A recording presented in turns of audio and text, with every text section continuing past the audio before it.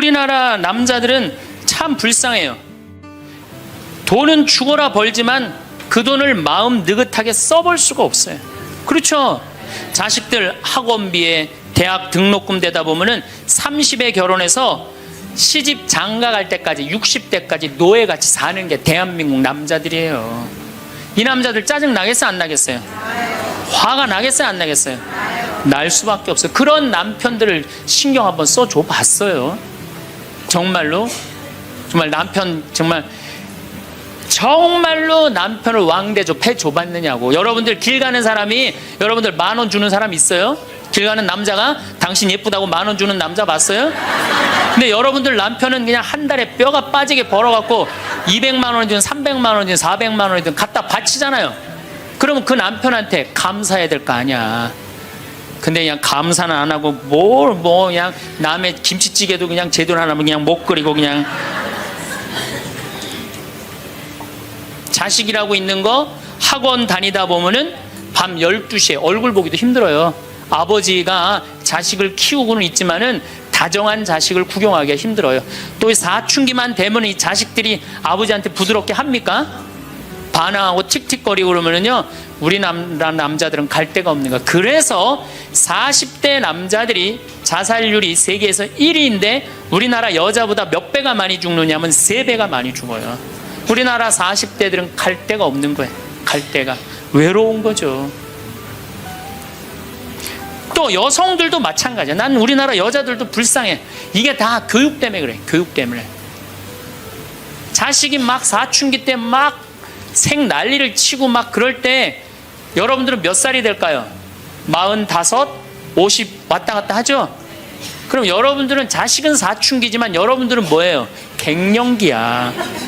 그러니까 갱년기가 되면 사실은 굉장히 케어가 필요한 거예요. 여러분들 굉장히 돌봄이 필요한 나이예요. 막 피부 처져요, 안 처져요? 눈두덩 처져요, 안 처져요? 눈가 처져요, 안 처져요? 볼 처져요, 안 처져요? 이깔 처져요, 안 처져요? 그러니까 그렇게 처지는 거 거울에 이렇게 보고 앉아있으면 어떤 얼굴이 되냐면 이런 얼굴이 돼요.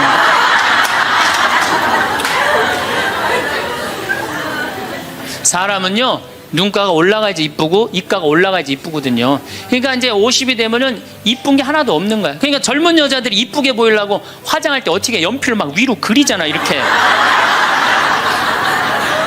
근데 50이 되면 연필로 그려도 결국 어떻게 돼요? 끝이 떨어지잖아요.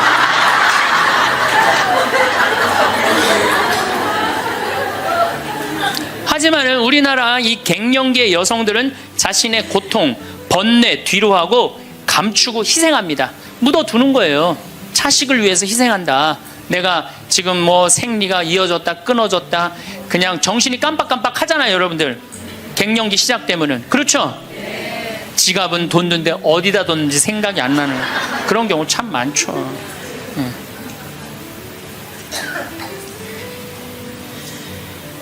그러니까 자기만 희생한다고 생각을 하니까 화가 나는 거예요. 화가 나는 거. 더욱이 50이 되면은 뭐에 걸리느냐? 빈둥지 증후군에 걸려요. 자식 공부하러 나가고, 그렇죠? 남편 돈 벌러 나가고, 자기는 50 되면은 아무도 옆에 없는 것 같은 외로움 속에 자기가 이제 빠지는 거죠. 그러면 이제 자식 보면 막 화가 나는 거예요. 남편 봐도 화가 나고, 몸에는 막 테스토스테론이 나와가고 힘은 흘러 넘치고, 그러니까 막 소리 지르는 거예요. 그러니까 50 넘은 여자 중에 여자 같은 여자는 없고 전부 다 깡패 같은 여자들만 있는 거예요. 50 넘은. 그래서 나는 이 부부들 보면은 참 재미난 게, 성당에서 내가 보면 얼굴도 예쁘고 정말로 상냥해요. 이 음식 반찬도 맛있게 하고, 그럼 남편하고 술 한잔 하면서 형제님 행복하다고, 저렇게 이쁘고 상냥하고 괜찮은 여자랑 살아서 정말로 부럽다고. 그러면은 형제님들 대부분이 뭐라고 그러냐면, 신부님 부러우세요? 너무 부럽다고. 그러면은 형제님들이 뭐라고 그러냐면, 데리고 가세요.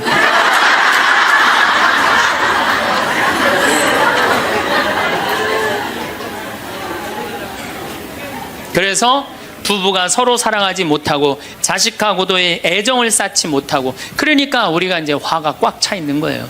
그러니까 이 화가 꽉 차 있으니까 정말로 상상하지 못하는 일들이 벌어지는 거. 우리 사회 안에서 막 서로 죽이고 뭐 내다 버리고 뭐 이런 일들이 벌어지는 거죠. 그러면은 화가 나면은 어떻게 이 화를 컨트롤을 해야 되느냐, 화를 다루어야 되느냐, 지금부터 그 얘기를 말씀드리겠습니다. 여러분들, 화가 나면 예수님만 보면 돼요. 우리가 인생이 답답할 때 누구만 보면 돼요? 예수님만 보면 됩니다. 요한복음 8장에 가늠한 여자 얘기가 나옵니다. 자, 요한복음 8장에 가늠한 여자 얘기가 나와요. 당시 2000년 전에 여자가 가늠을 했다. 이건 당시 중동 지역에서는 어떻게 했느냐면 돌로 쳐서 그 여자가 돌에 맞아갖고 쓰러져갖고 돌 무더기를 만들어서 죽여요. 이번에도 중동에서 그런 일이 있었죠. 사진을 보니까 진짜 돌 무덤을 만들어 버리더라고요. 근데 이 여자가 간음을 하다가 이번에 이 중동에서 그런 분은 남자하고 팔짱 끼고 나갔는지 그냥 외출했다고 그거 이유 하나로 그 처벌을 당했어요. 근데 이 여자는 현장에서 붙잡혔어. 중동에서 이 여자들은요 다 싸고 다녀요. 그만큼 여자를 사람 취급을 안 해요. 그런데 이 여자가 간음을 했어. 그러니까 남자들이 막 화가 날 것 같아, 안 날 것 같아요? 너무너무 화가 나는 거지. 이 여자는 여러분들 예뻤겠어요, 안 예뻤겠어요? 예뻤을 거예요. 왜냐하면 당시에 간음을 한다는 건 목숨을 걸었기 때문에. 이 여자 몸매는 어땠을 것 같아요? S라인에 S라인. 이게 벤지 엉덩이인지 구분도 안 되는 여자고 간음할 수가 없어요. 예쁜 여자가 다른 남자하고 대낮에 간음하다가 붙잡혔다. 남자들이 흥분할 수밖에 없어요. 그래갖고 막 눈이 뒤집어져 갖고 예수님은 안 그래도 예수님한테 별렀어요. 왜? 요한복음 7장에 귀에만 대면 예수님을 죽이려고 그랬거든. 근데 이 사건이 8장에 일어나요. 8장에. 그러니까 모두를 용서해라, 사랑해라 이런 분하고 율법 1.1핵도 없어지면 안 된다. 그러니까 율법학자들이 예수님 앞에 이 여자를 패댕기를 치는 거예요. 당신이 이 여자 간음했는데 어떻게 하면 좋으냐고. 근데 예수님이 보니까 이 사람들이, 이 남자들이 너무너무 흥분해 있는 거야. 눈이 뒤집어진 거예요. 보니까 흰 눈동자 95%, 까만 눈동자 5%야. 눈이 확 뒤집어져 있는 거야. 근데 예수님은 참 지혜로우셔요. 흥분한 사람하고는 얘기를 안 하시는 거예요. 여러분들, 두 사람이 막 싸워. 내가 말리로 들어갔어. 말리로 들어가면 나중에 흥분한 사람들 속에 뛰어들어가면 나중에 몇 명이 싸워요? 3명이 싸워요. 이게 눈에 뵈는 게 없을 때는요, 아무리 좋은 말도 귀에 안 들어오는 거예요. 눈에 뵈는 게 없을 때는. 예수님 딱 보니까 아니 이 사람들이 완전히 흥분해 있어. 그러니까 상대 안 합니다. 어떻게 하냐면 대꾸도 안 하고 바닥에다 뭘 쓰세요. 땅바닥에 뭘 쓰세요. 참 위대한 행동이죠. 흥분이 가라앉을 때까지 기다리시는 거죠. 저는 제 소원이 하나 있어요. 저는 본당 신부를 10년 동안 했는데 다행히 한 번도 뭐 교우들끼리 뭐 서로 싸워갖고 패가 갈린다든가 그런 적이 없어요. 그런데 이제 내가 다음에 이제 한번 본당에 나가면 주교님한테 가서 꼭 부탁하고 싶어요. 주교님한테 나는 어떤 본당에 나가고 싶냐고 부탁을 하고 싶냐면은 성당이 두 패로 나눠져 갖고 머리통이 터지게 싸우는 본당에 나 보내달라고. 내가 꼭 하고 싶은 게 있어서 그래요. 뭘 하고 싶으냐면은 내가 이제 머리통이 터지게 싸우는 본당에 발령받아 갔단 말이야. 딱 발령받아 가면은 양쪽 회장들이 딱 올 거 아니에요. 신부님, 저치들이 우리 성당 돈 다 빼먹었다고. 또 이쪽 회장들은 저치들이 우리 성당 분위기 다 깬다고 CCBB를 가려달라고 흥분이 돼갖고 오면은 나는 아무 말도 안 하고 사제관 방바닥에 뭘 써보고 싶어요. 나 그거 꼭 해보고 싶어요. 여러분들도 만약에 남편이 나하고 얘기 좀 하자고, 남편이 흥분돼갖고 너 왜 우리 어머니한테 그렇게 못되게 대하느냐, 그래갖고 싸우자고 문을 열고 딱 들어가고 딱 봤는데 남편이 흥분을 했어. 눈동자를 보니까 흰 눈동자 95%, 까만 눈동자 5%야. 그러면은 부인이 그래 나도 할 얘기가 많다 해보자. 그러면은요 어떻게 될 것 같아요? 싸우고 귀싸대게 맞게 돼 있어요. 왜? 말로 싸우면요 남자는 여자를 못 이겨요. 남자는. 왜냐하면 여자는 하루에 25,000마디를 하고 남자는 하루에 15,000마디밖에 못 하거든요. 그러니까 말로는 여자를 이길 수가 없어요. 나는 우리 신부들 중에 수녀님하고 싸운 신부들 중에 수녀님하고 싸워서 수녀님을 이긴 신부를 본 적이 없어요.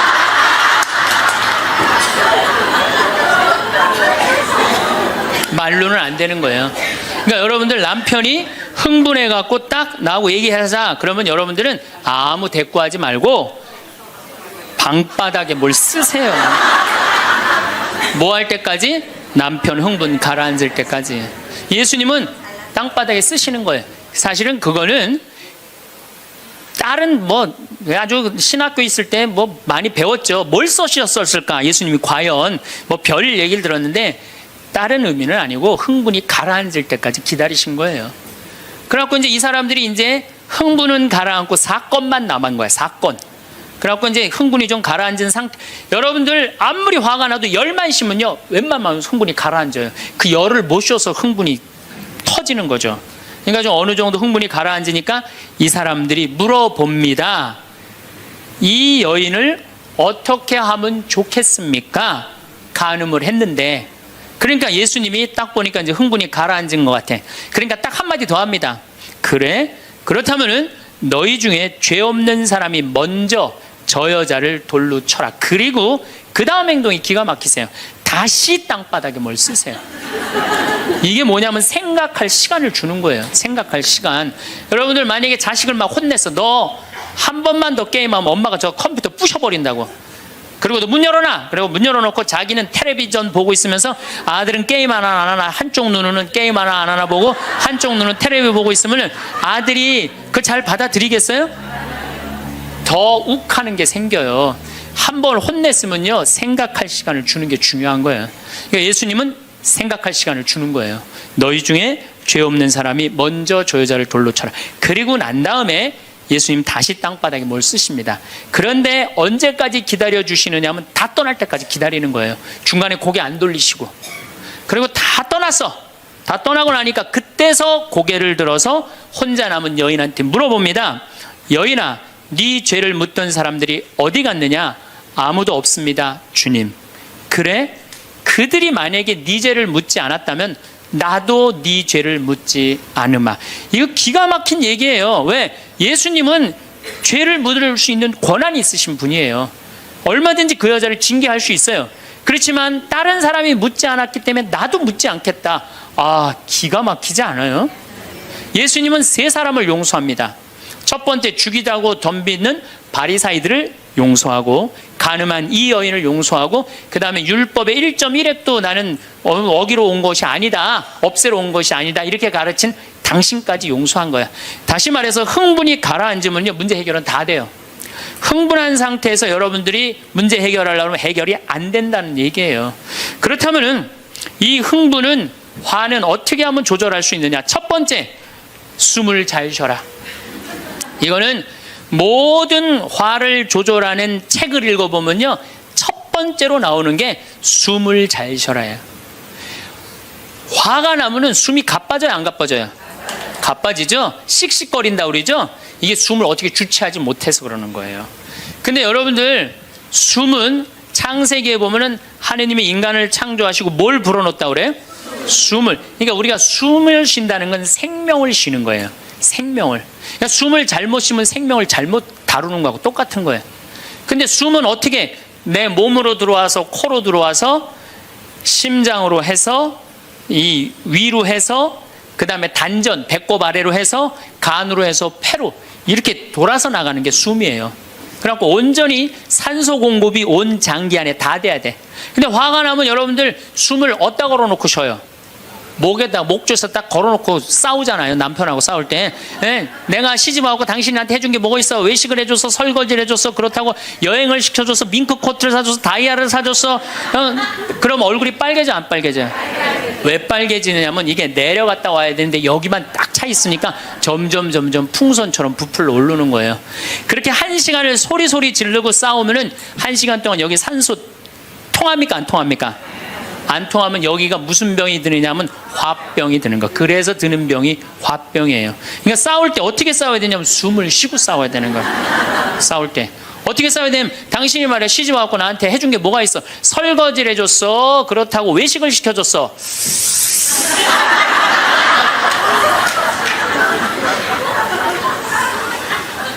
그렇다고 나 밍크 코트를 사줬어, 아니면 다이아를 사줬어. 당신 나한테 해준 게 뭐 있어? 내 시집 와서 고생만 했지.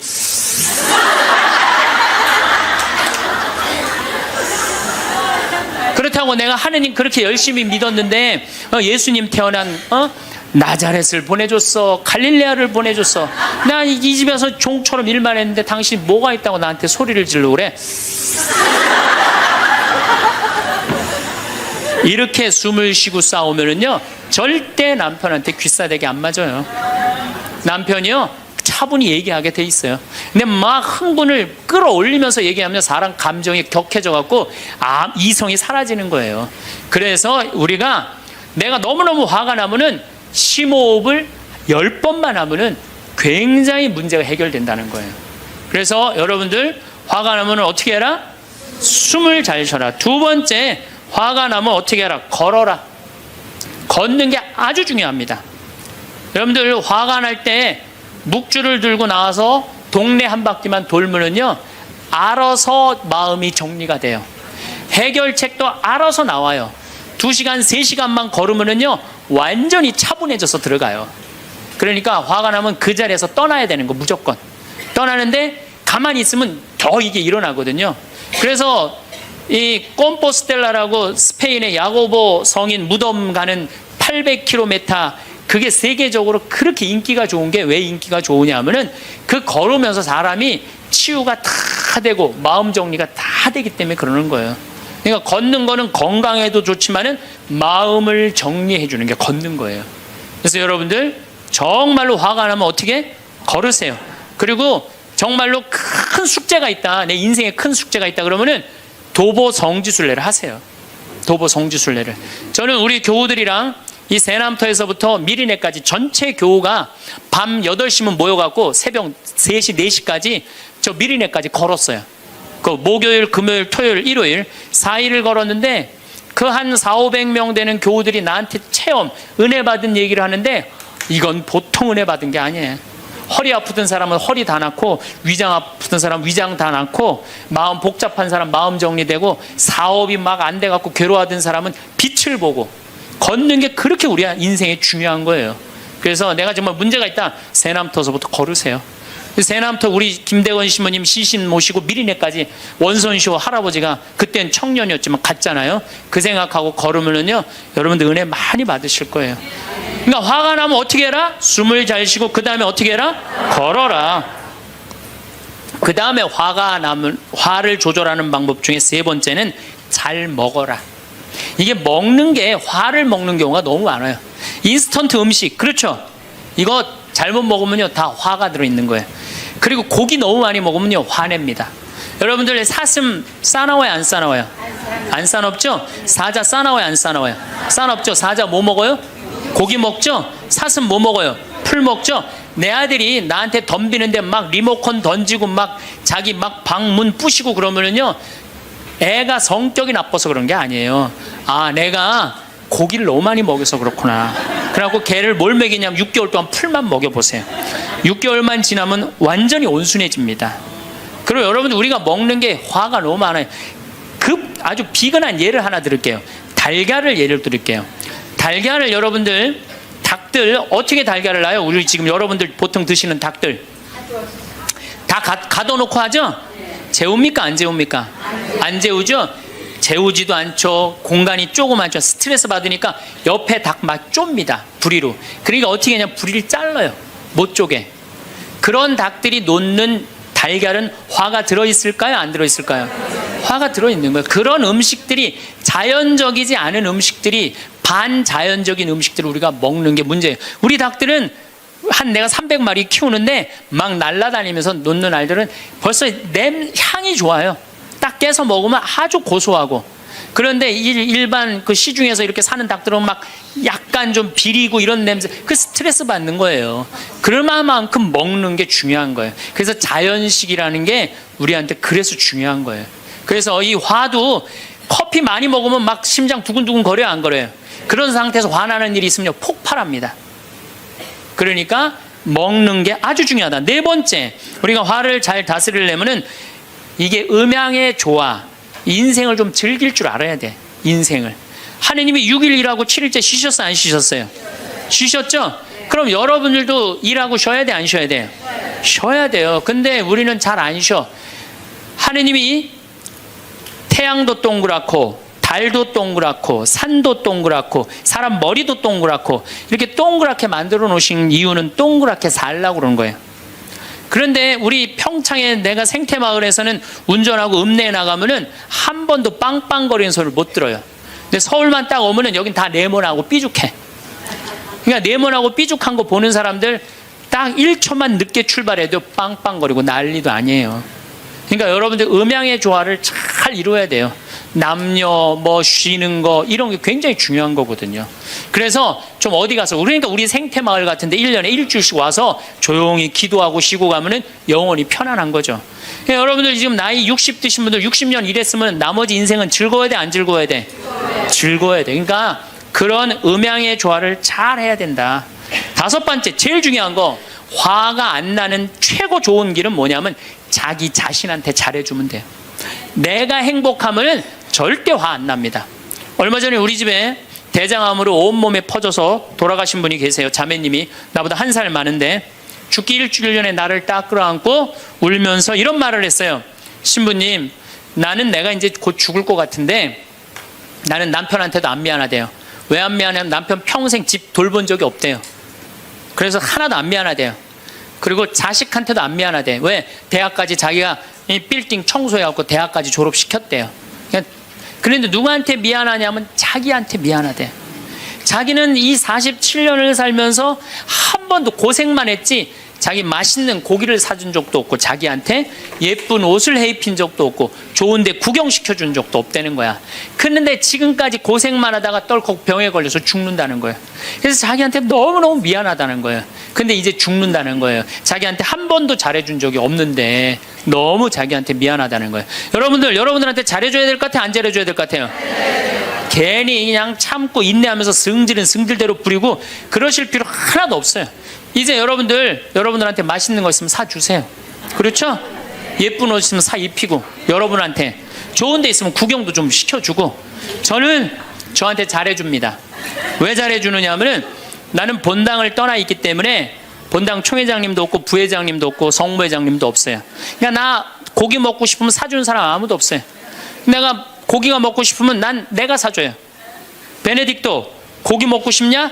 가자, 내가 오늘 사줄게. 난 내가 데려와서 내가 사줘, 나한테. 그러니까 스트레스 받는 일이 없는 거예요.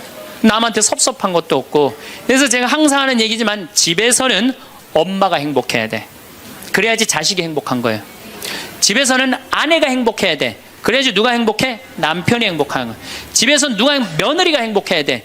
그래야지 누가 행복해? 시어머니가 행복한 거예요. 그러니까 여기 계신 여러분들이 행복해야지 대한민국이 행복한 거예요. 이제는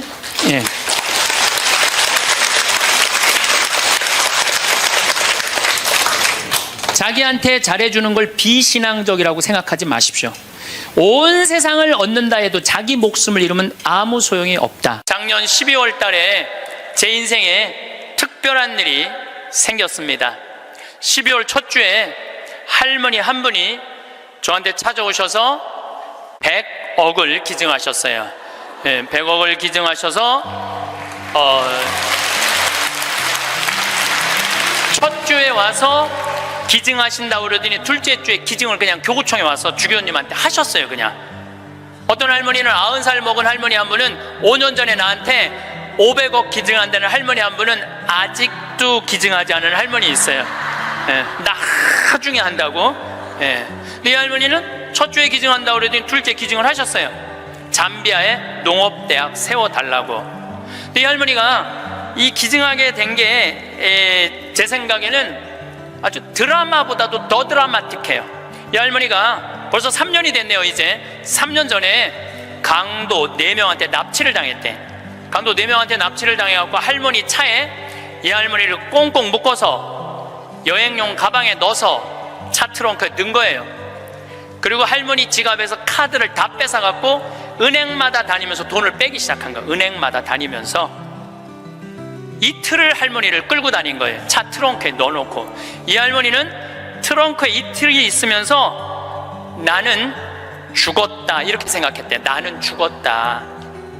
근데 이 강도들한테는 뭐가 가장 궁금하냐면 이틀을 끌고 다니니까 경찰들이 나를 지금 쫓고 있는지 아니면 집에서 신고를 했는지 그게 너무너무 궁금하잖아요.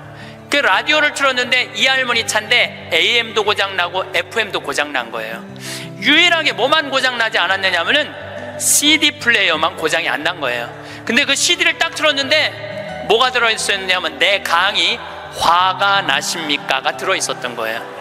그 딱 들었는데 내 강의를 딱 듣는 순간 이 강도들이 계속 듣더래요.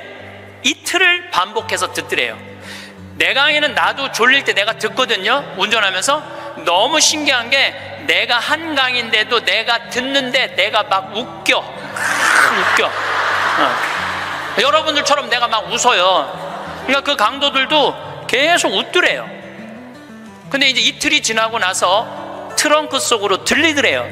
죽이자, 죽이지 말자. 계속 이 소리가 들리더래요. 이 할머니 그 소리 들을 때마다 얼마나 기가 막혔어요.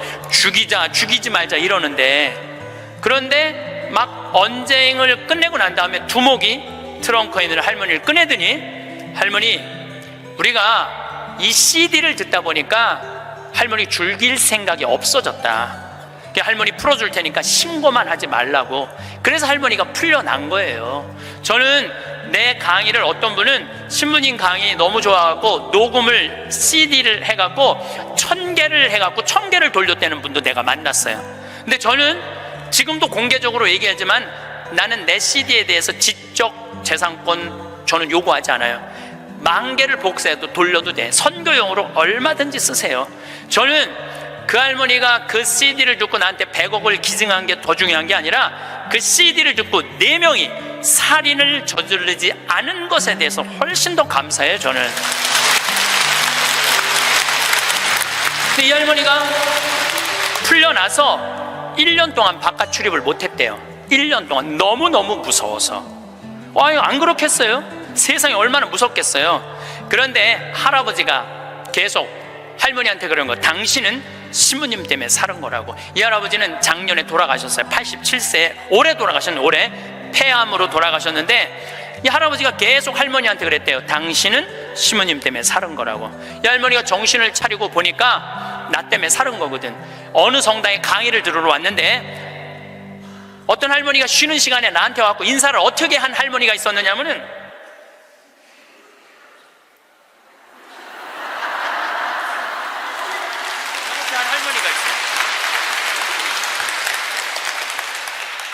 이렇게 인사를 하는 할머니가 있어요. 나는 그 할머니가 그때 그 할머니인지 몰랐어요. 그 할머니가. 근데 그날따라 내가 잠비아 얘기를 참 많이 했어요. 잠비아 얘기를. 그러니까 이 할머니가 그 강의를 들으면서 내가 만약에 죽었다면 그때 그 많은 재산이 하늘로 다 없어졌을 텐데 저 신부님 때문에 살아났으니까 저 신부님이 원하는 일을 내가 해드려야 되겠다. 그리고 100억을 할아버지 빌딩 50억, 할머니 빌딩 50억 2개를 다 해서 정리를 해갖고 교구청에 봉헌을 하신 거예요. 기가 막힌 거죠. 세상에 그런 일이 어딨어요. 남들은 나한테 돈벼락 안 떨어지나 그러면 로또 한 번 맞는데 20억이랬는데 나는 5번이나 맞은 사람 로또를. 물론 내 주머니에 들어오는 건 아니지만은. 그러니까 숙제가 생겼잖아요. 숙제가. 나는 느닷없이 그냥 할머니가 와갖고 잠비아에 농업대학 세우라. 난 농업대학 세워볼까 그랬지 세우려고는 안 그랬거든요. 세우려고는 안 그랬어요. 하고 나중에 거기다 농업대학 세워볼까 이런 생각은 있었어요. 그럼 어떻게 할머니한테 내가 말씀드렸어요. 할머니, 귀양농업대학 세울 거라면 거기 가셔서 어디다가 세울지는 구경을 하고 와야 되지 않겠느냐. 내가 할머니한테 그랬어요. 그래서 잠비아에 이번 1월 달에 비행기 27시간을 타고 82살 된 할머니 손을 붙잡고 이번에 잠비아에 다녀왔어요. 근데 여러분들, 잠비아가 얼마나 큰 나라냐면 우리나라 남한보다 7배 반이 커요. 7배 반이. 그리고 전체가 평지야. 전체가 평지고 전체가 숲이야. 숲. 그러니까 우리는 아프리카 그러면 막 사막, 그 다음에 막 먼지, 거기는 그런 거 하나 없어요. 그냥 숲만 정리해서 씨만 뿌리면 농장이 되는 데예요. 얼마나 비옥한지 몰라요. 얼마나 비옥한지. 누가 비가 안 오신대. 내가 할머니 모시고 간 보름 내내 비가 왔구만. 그러니까 안 가보고는 모르는 거, 사람이. 안 가보고는. 그러니까 가서 봐야 돼, 가서. 그러니까 예수님이 오죽 답답했으면은 제자들이 저분이 진짜 맞아? 저분이 뭐 하느님의 어린 양이야? 뭐 어쩌고저쩌고. 그러니까 예수님 뭐라고 그래요? 와서 보시오. 유식한 말로 come and see 그러잖아요. 와서 보시오. 할머니 손을 붙잡고 내가 잠비아를 갔어요. 잠비아를 갔는데 시장을 이제 만나러 가잖아요. 무프리라라는 시를 이제 찾아가서 이 할머니가 10밀리언을 기증을 해서 내가 여기다 농업대학을 세우려고 그러니 땅을 좀 줘라. 시장님을 만나러 갔어요. 전날, 시장님 만나러 가기 전날 내가 그 프란치스코 전교 봉사의 수녀님 성당 있는 마당에서 하늘에 대고 기도했어요. 하느님, 내일 시장을 만나러 가는데 내가 땅을 얼마를 달라고 그럴까요? 그러니까 정말로 하늘에서 두 말도 안 하고 하느님께서 나한테 이렇게 말씀하시더라고요. 3,000헥타르 딱 그러더라고요. 네, 3,000헥타르 알겠습니다. 그래갖고 내가 시장이 땅이 얼마가 필요하냐고 그러길래 내가 영어로 얘기해서 I need 3,000 헥타르 딱 그랬어요. 근데 시장이 눈이 이만한 거예요. 그렇게 큰 땅이 필요하냐는 거예요. 이게 몇 평이냐면은 900만 평이야. 그러니까 여의도가 80만 평인데 여의도 11배만한 땅이에요. 나도 그렇게 큰 줄 몰랐죠. 3,000헥타르가 그렇게 큰 줄. 나도 진짜 몰랐어요. 근데 진짜 하늘에서 3,000헥타르 딱 그러길래 내가 부른 거지. 나도 3,000헥타르. 그렇게 큰 땅은 상상도 못했어요. 근데 더 놀라운 건 시장님이 이렇게 말씀하시더라고요. 그렇게 큰 땅이 필요하냐고. 그런데 미안하지만은 우리 무프리나시 전체가 450만 평밖에 안 된다는 거예요. 줄 땅이 없다는 거, 줄 땅이. 그리고 시장 재량으로 줄 수 있는 땅은 300만 평밖에 안 된다는 거예요. 1,000헥타르. 하느님은 나한테 900만 평 불렀는데 내가 300만 평만 받으면 이거 하느님 심부름을 잘 못하는 거 아니에요. 그래서 물어봤죠. 그러면 900만 평을 받으려면 어떻게 해야 되냐? 그랬더니 대통령을 만나야 돼. 대통령을 만나야지 대통령 사인이 나야지 그 땅을 줄 수가 있다는 거예요. 그럼 좋다. 내가 대통령을 만나겠다. 그래서 이번에 7월 22일 날, 1월 30일 날 갔다가 다시 7월 달에 잠비아를 또 갔어요. 7월 22일 날 대통령을 만났어요. 대통령을 만났는데 7월 22일은 참 특별한 날이에요. 내 생일날이에요. 생일날. 내 음력 생일날인데 7월 20일 날 만났는데 10시에 대통령을 만나기로 했는데 12시까지 대통령을 못 만났어요. 왜냐면 우리 대기시설에서 기다리는데 뭐 유럽의 뭐 프랑스인가 어디 대사가 왔다 가고 그다음 미국의 무슨 에너지 위원장이라고 국회 사람이 들어왔다 가고 계속 엠바서더 대사들이 대통령 만나러 가는 거예요. 우리는 뭐 땅 얻으러 온 사람들인가 가만히 대기실에서 계속 기다리고 있었죠. 기다리고 있는데 이번에는 특별한 사람을 만난 거야. 추장을 처음 본 거야. 추장. 여러분들 추장 본 적 없죠? 추장을 처음 봤었는데 태어나서 처음으로. 여러분들 추장님들은요 옷 벗고 안 다녀요. 우리가 잘못 알고 있는 거예요. 추장이 딱 들어오는데 추장이 먼저 안 들어와요. 경호원 2명이 딱 이런 양복 정장한 경호원이 딱 들어오는 거예요. 근데 딱 들어오는데 한눈에 추장인 줄 알겠더라고요. 모자를 탁 쓰고 여자 추장이야. 그것도 여자 추장이 딱 들어오는데 왕이 들고 다니는 홀을 딱 들고 들어오는 거야. 내가 그 대사들이 다 왔다 한 번도 안 일어났어요. 근데 그 추장이 딱 문 열고 들어오는 순간 저절로 일어나지더라고. 저절로. 왜냐하면요 잠비아의 추장 정도면 어느 정도로 권력이 좋으냐면은 보통 추장 한 분이 가지고 있는 땅이 6억 평 정도 돼요. 부산시가 1억 4천만 평이에요. 부산시가. 그러니까 서울보다 더 큰 땅을 갖고 있는 거예요. 추장 한 분이. 그러니까 잠비아에서 추장님한테 잘못 보이잖아요. 그냥 쫓겨나는 거예요. 근데 어떻게 안 일어나? 저절로 일어나지는 거죠. 그러더니 나를 보더니 내가 로망칼라 했으니까 내 손을 나를 보더니 딱 웃으면서 땡큐. 수녀님들도 다 땡큐 하고 딱 만나러 가는 거예요. 그것도 대통령 추장님 만나고 나오면서 우리 또 나올 때 또 일어나죠. 추장이 만나고 그냥 가더라고요. 2시간 동안 사실은 추장님 왔다 갔다 하고 뭐 대사관들 왔다 갔다 하는 건 구경만 한 거야. 12시가 됐을 때 경호실에서 영접실로 오라고 그러더라고요. 그래서 영접실에 들어가서 거기서 1시간을 기다려서 1시간을. 3시간 만에 대통령이 나타난 거예요. 대통령께서 딱 들어오시는데 우리를 딱 보더니 정말로 내 귀에 영어로 그러더라고요. I owe you an apology 그러더라고요. 사과하겠다는 아주 정중한 말이에요. 그 말이 사과하고 싶다고. 그러니까 내가 그 얘기를 딱 듣고 내가 진짜로 유창한 영어로 이렇게 말했어요. 진짜 유창한 영어로 Don't worry, I understand, because you are president of Zambia. 내가 그랬어요. 당신 잠비아 대통령이기 때문에, 당신 바쁘기 때문에 내가 이해한다. 그러니까 대통령께서 막 웃으시더라고요. 그리고 이제 앉아서 제가 이런 얘기를 했어요. 나는 잠비아를 사랑한다. 왜 잠비아를 사랑하느냐 하면 잠비아는 부족 간에 분쟁이 없어요. 거긴 전쟁이 없는 나라예요. 1,500만, 인구가 1,500만인데 서로 전쟁이 없어요. 그리고 전쟁만 없을 뿐더러 테러도 없어요. 그리고 이 나라가 영국으로부터 독립한 지 딱 내 나이야 51년 됐어요. 51년 됐는데 이 나라가 대통령 정권 이양이 계속 민주적으로 교체가 되는 거예요. 다 투표로. 참 특별한 아프리카의 평화로운 나라예요. 평화로운 나라예요. 그래서 나는 이 나라에는 투자를 하고 싶다. 그리고 또 할머니 한 분이 100억을 기증해서 여기다가 내가 농업대학을 세우고 싶다. 뿐만 아니라 농업대학뿐만 아니라 의대도 세우고 싶다. 의대도 세우고 싶은데 그것뿐만 아니라 환경도시를 건설하고 싶다. 저는 거기다가 환경도시를 건설하고 싶어요. 참 아름다워. 별도 너무너무 멋있고. 그래서 내가 여러분들 초대하고 싶어요. 별이라는 게 이렇게 아름다운 거구나. 그러니까 내가 땅이 좀 필요하다. 땅이 좀 많이 필요하다. 3,000 헥타르가 필요하다. 우리들이 대통령께서 들으시더니 수녀님들이 20년 동안 잠비아에 와서 봉사활동하고 있는 거 자기 알고 있대요. 그래서 고맙게 생각을 한다고. 그리고 자기도 에너지에 관심이 너무 많다고.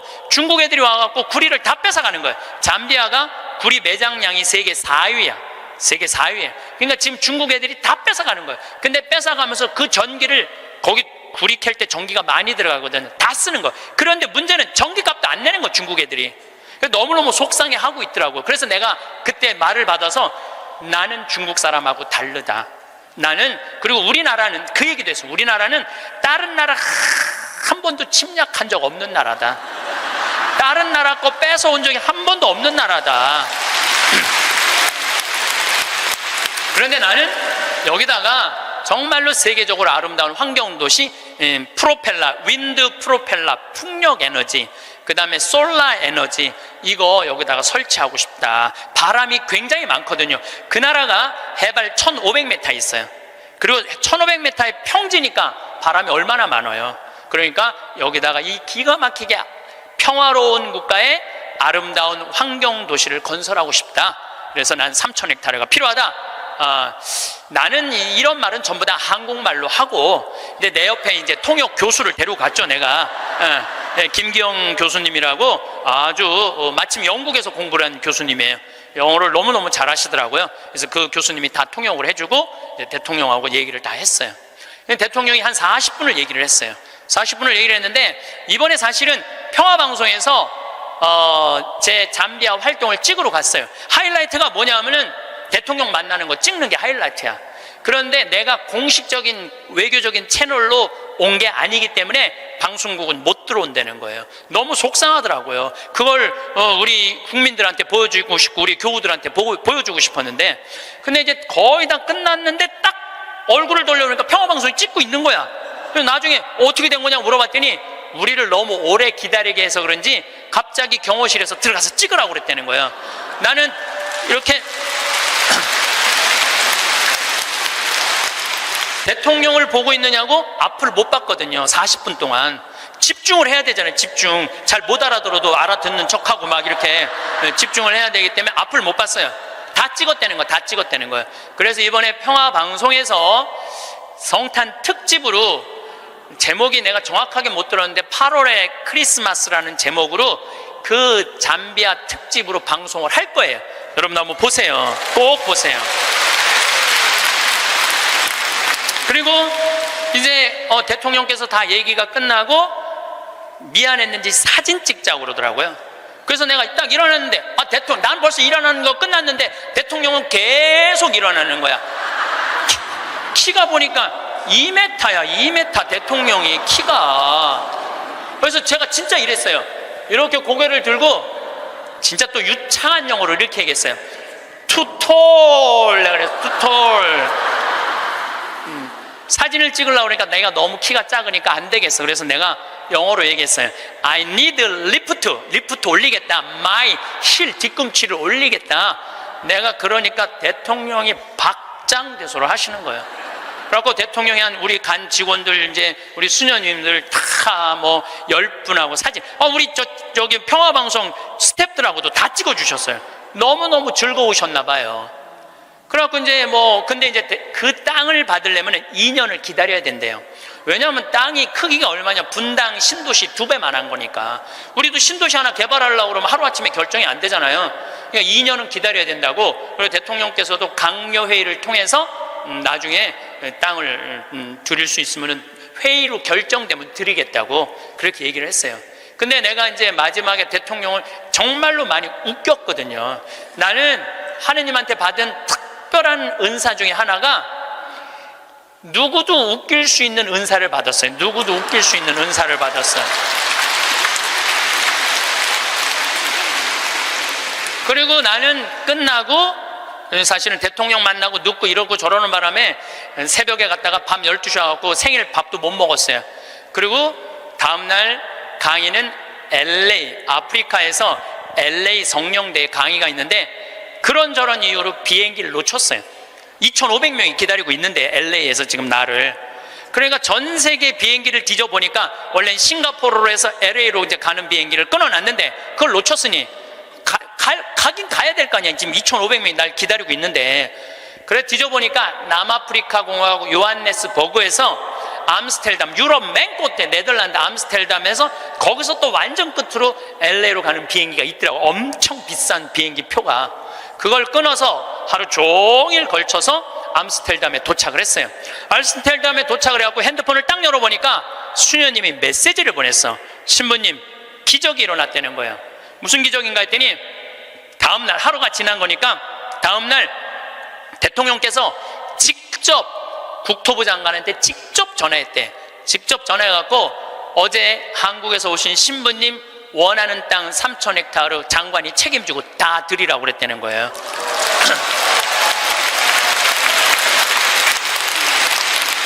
그리고 일주일이 이제 성령대에 이제 강의가 다 끝나고 일주일이 지났는데 수녀님이 또 메시지를 보냈어.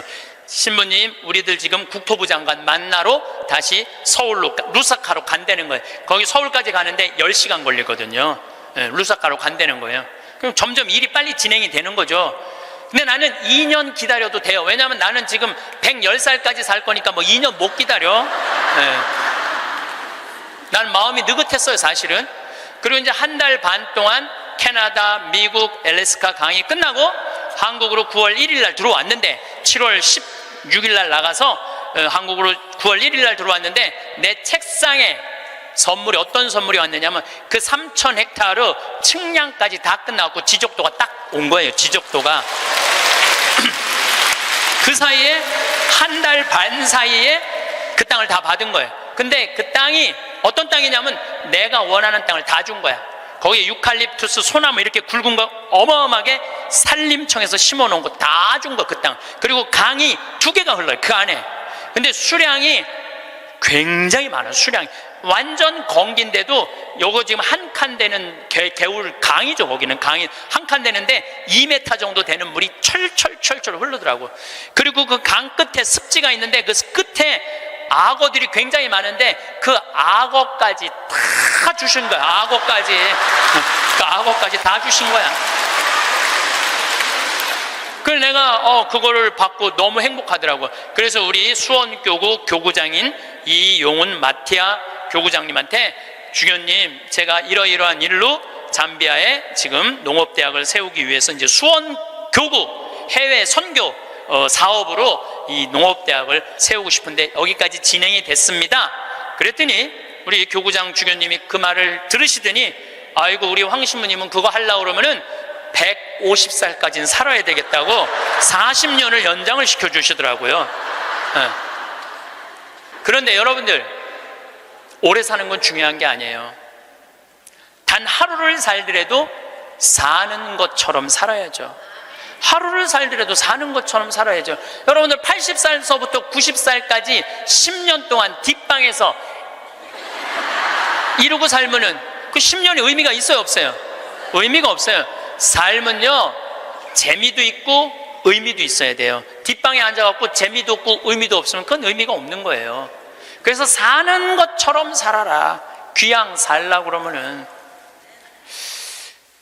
달걀 중에 유정란이 있고 무정란이 있어요. 똑같은 달걀인데 어떤 달걀은 뿅아리를 까고 어떤 달걀은 뿅아리를 못 까요. 참 그거 구분하기 어렵대요. 유정란인지 무정란인지. 똑같은 달걀인데, 근데 사람도요, 유정란이 있고요, 무정란이 있어요. 똑같이 인생을 사는데 이 사람은 무정란이야. 생명이 없는 사람이 있어. 매일 죽는다는 소리 입에 그냥 달고 다니는 사람이 있어요. 근데 어떤 사람은 유정란이 있어. 난 너무 행복해, 난 너무 감사해, 나 사는 게 너무 즐거워. 이 사람들은 유정란하고 무정란 구분법을 알려드릴게요. 첫 번째, 저 사람이 유정란인지 무정란인지 구분하는 첫 번째 방법은 뭐냐면, 이 사람이 웃느냐 웃지 않느냐에 따라서 유정란이냐 무정란이 구분돼요. 여러분들 하루 종일 같은 모임에 다니는 친구들이 있어. 같이 밥도 먹고 여기 만나러도 가고 여기저기 구경도 다녀. 근데 다 웃는데 딱 한 사람만 남들이 웃어도, 이런 사람 있어요, 없어요? 꼭 있어요. 그 사람은 무정란이에요. 이 사람은 밥 먹는 게 즐겁지도 않고 대화하는 게 즐겁지도 않은 거야. 그 사람이 웃긴 말해도 하나도 귀에 안 들어와. 그 사람 왜 안 웃는지 알아요? 상대방을 무시하려고 안 웃는 게 아니에요. 이 사람이 왜 안 웃느냐 하면은, 이 사람 머릿속은 이런 생각밖에 없어. 남편하고 이혼을 해봐라. 조이팔한테 1억을 투자했는데 그거 어떻게 찾아? 이러니까 웃을 수가 없는 거예요. 아들이 하나 있는데 새벽 4시까지 게임을 하고 낮 5시에 일어나. 이런 사람은 웃을 수가 없는 거예요. 이 사람은 뭐가 가득한 사람이냐면 근심 걱정이 가득한 사람이에요. 근심 걱정이 가득한 사람은 웃을 수가 없어요. 근데 여러분들이 근심한다고 단 하루라도 생명을 연장할 수 있어요? 걱정하지 말라고 예수님이 마태복음 6장에 말하잖아요. 걱정하지 말아라. 너희들은 오늘 일은 오늘로 족하다. 무엇을 먹을까, 무엇을 마실까, 무엇을 입을까 걱정하지 마세요. 그러니까 여러분들은 걱정하지 말고 그냥 웃고 사세요.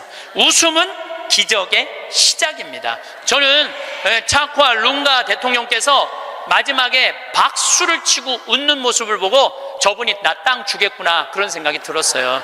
왜냐하면요, 웃음은 기적의 시작이에요. 웃음은 기적의 시작. 또 여러분들,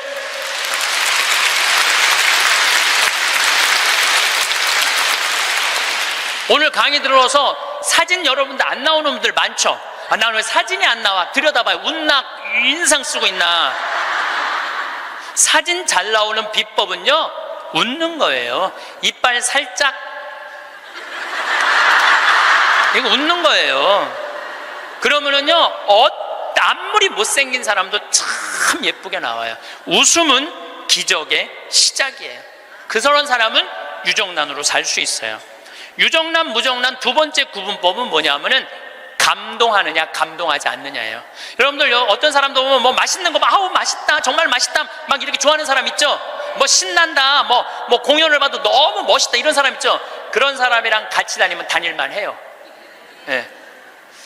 저는 이번에 미국 강의 중에 유타라는 곳을 여행을 했어요. 일주일 동안. 유타는 뭐냐면 여러분들 서부 영화 보면 막 쫙 빨간 돌산이 막 하늘 높이 서 있고 그런 거 있죠. 거기에 브라이어스 캐년, 그랜드 캐년, 델리킷 아치, 이런 캐년랜드 이런 데가 있는 지역이에요. 미국에서도 가장 인기 있는 관광지예요. 거기를 일주일 동안 여행을 했는데 나 여행을 인도한 사람이 74살 먹은 마틸다라는 친구예요. 저는 여러 차례 말씀드리지만 나는 87살까지는 친구예요. 87살까지는 친구예요. 근데 74살 먹은 마틸다라는 이 친구인데 4년 전에 내가 미국 강의 갔을 때 요세미티라는 공원을 나를 하루 1박 2일을 데리고 왔는데 내가 너무너무 행복해하니까 이번에 강의 온다니까 준비를 한 거야. 나 보여주려고 3,000km가 되는 데를 3번을 답사를 한 거예요. 3,000km, 74살 먹은. 근데 이분은 부자가 아니야. 세탁소 하는 분이에요. 근데 정말 내 강의대로 사는 분이야. 돈만 생기면 여행을 가는 거예요. 나중에 안 가고 이분은 생각만 나면 지금 가는 분이야. 지금 얼마나 즐겁게 사는지 몰라. 정말로 뭐 모아놓고 이런 생각 없어. 그냥 쓰는 거야. 그냥 쓰다 죽자. 스주케 회장이야. 그냥 쓰다 죽자. 그냥 쓰다 죽자. 3,000km를 3번을 답사를 한 거예요. 8명이 같이 여행을 갔는데 이분은 이미 다 구경했기 때문에 더 이상 볼 게 없는 분이에요. 딱 뷰포인트, 제일 경치 좋은 자리 가서 이분은 경치를 안 보고 나를 보더라고요. 과연 내가 감동할 것이냐, 감동하지 않을 것이냐. 근데 저는 5년 전에 내가 위암 걸리고 난 다음부터 저는 매일매일 감동이에요. 이번에도 단풍을 보는데 내가 하느님한테 기도했어요. 하느님, 이 아름다운 단풍을 올해도 볼 수 있게 해주셔서 감사합니다. 올해도 볼 수 있게 해주셔서 감사합니다. 별, 어제는 오래간만에 별이 막 떴어요. 막 별을 보는데 너무 이 아름다운 별을 볼 수 있게 해주셔서 감사합니다. 나는 감동이 삶의 기본인 사람이야. 네, 감동이. 네. 막 감동을 하면 막 너무너무 행복해. 그러니까 내가 그 뷰포인트에 딱 섰을 때 내 반응은 정말 이랬어요. 여기 죽인다.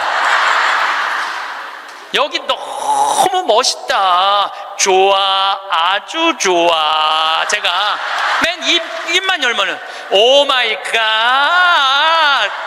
너무 일주일 동안 내가 계속 입에서 감동. 와, 너무 진짜 멋있었고. 이랬을 때 나하고 같이 간 7명은 자기 인생에 가장 행복했던 여행이라고 얘기를 하더라고. 여행은 어디를 가느냐가 중요한 게 아니에요. 누구와 가느냐가 중요한 거예요. 누구와 가는데 감동하는 사람이랑 가느냐, 감동하지 않는 사람이랑 가느냐에 따라서 여행은 기분이 확 잡치기도 하고 너무 멋있기도 해. 꼭 여러분들 이런 사람들 있죠. 꼭 좋은데, 경치 좋은 데라고 생각하고 데리고 갔는데 이렇게 말하는 사람 있어요. 뭐하러 여기까지 와? 있어요, 없어요? 꼭 있어요. 만약에 내가 그 델리킷 아치에서 이렇게 말했다면 그분은 다리에 힘이 쭉 빠졌을 거예요. 에이, 여기 뭐 우리나라 설악산 울산바위만 못하네. 이러면은요, 상대방 무릎 꺾는 것보다도 더 나쁜 일을 하고 있는 거예요. 사람은요, 감동을 할 줄 알아야지 이 사람이 멋있는 사람이에요. 그게 유정란이야. 유정란. 여러분들, 아내가 아유 아파, 아유 허리 아파, 아유 힘들어 죽겠어. 그럼 남편이 아이고 그거 또 아프다고 그러네. 이거 아픈 사람 한둘이야. 좀 제발 좀 끙끙 소리 좀 하지 마. 그럼 정말로 신경질이 나요. 아이고 아파, 아이고 어떻게 해줄까, 얼마나 애 낳느냐고 힘들어갖고 이렇게 아프고, 정말 내가 죽일 놈이지, 살림하느냐고 힘들고 얼마나 아플까. 이거는요 위로가 돼요.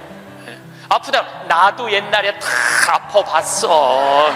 이런 사람 완전히 고춧가루 뿌리는 사람이에요. 유정란, 무정란은요 감동하느냐 감동하지 않느냐에 따라서 결정이 되는 거. 또 유정란, 무정란은 감사하느냐 감사하지 않느냐에 따라서 유정란, 무정란은 결정적으로 구분지어져요.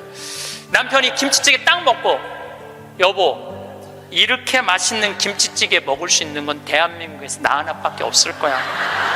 당신 어쩜 이렇게 김치찌개를 맛있게 끓여?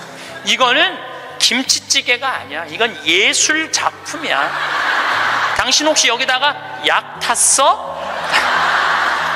이러면은요, 아내는요 음식하는 게요 예술 작품을 만드는 기분으로 만들 수 있어요. 근데 남편이 딱 김치찌개 먹고, 야 30년 동안 끓이는 김치찌개 이것밖에 못 끓이냐? 김 있어? 김 재놓은 거?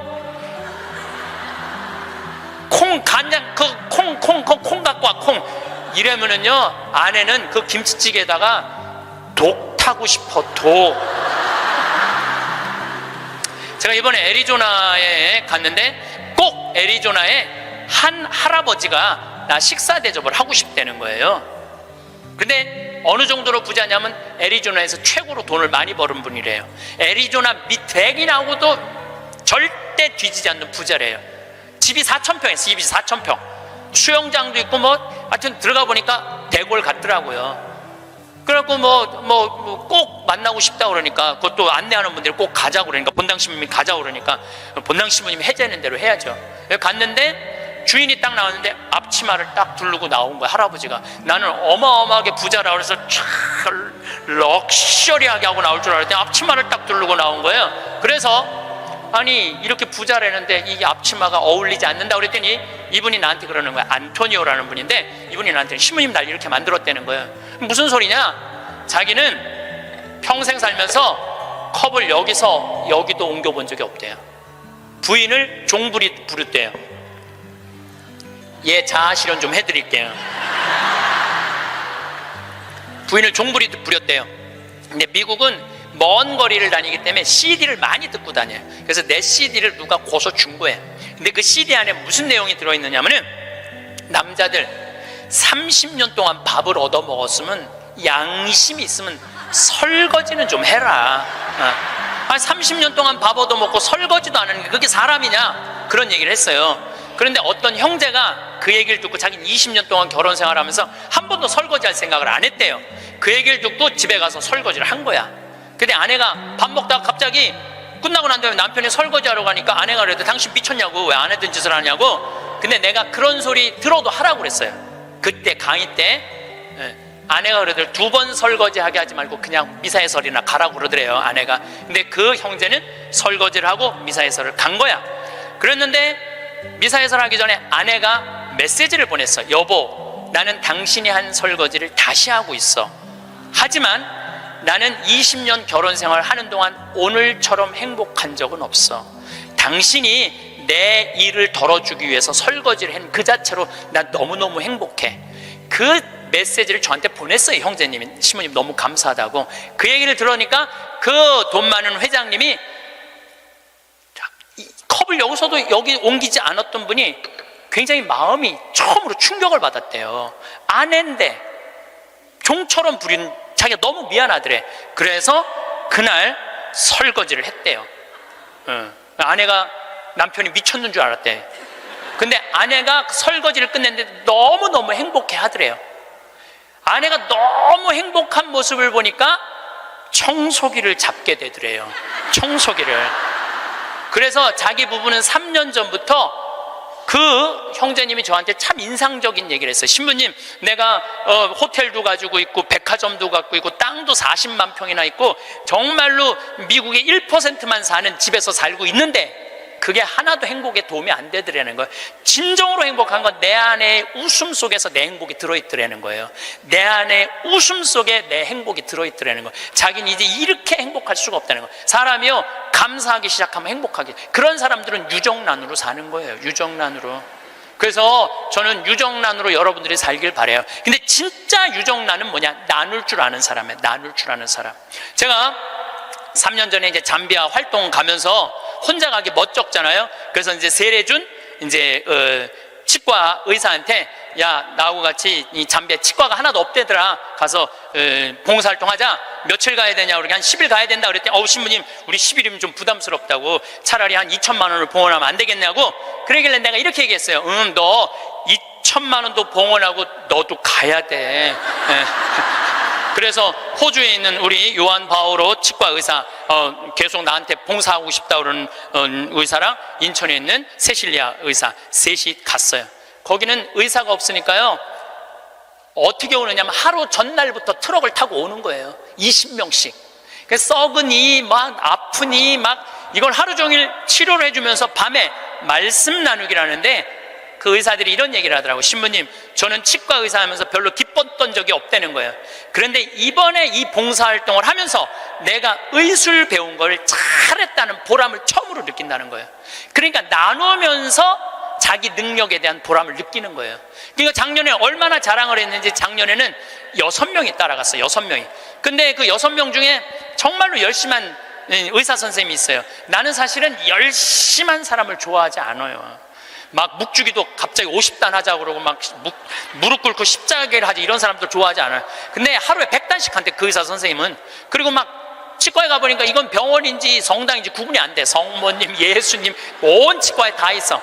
근데 그 의사 선생님이 에이즈 환자 이를 빼다가 그 피 묻은 그 핀셋으로 자기 손가락을 찔러버린 거야. 저녁에 말씀 나누기 했는데 파김치가 돼 있고 약 먹고 이러니까 파김치가 돼 있잖아요.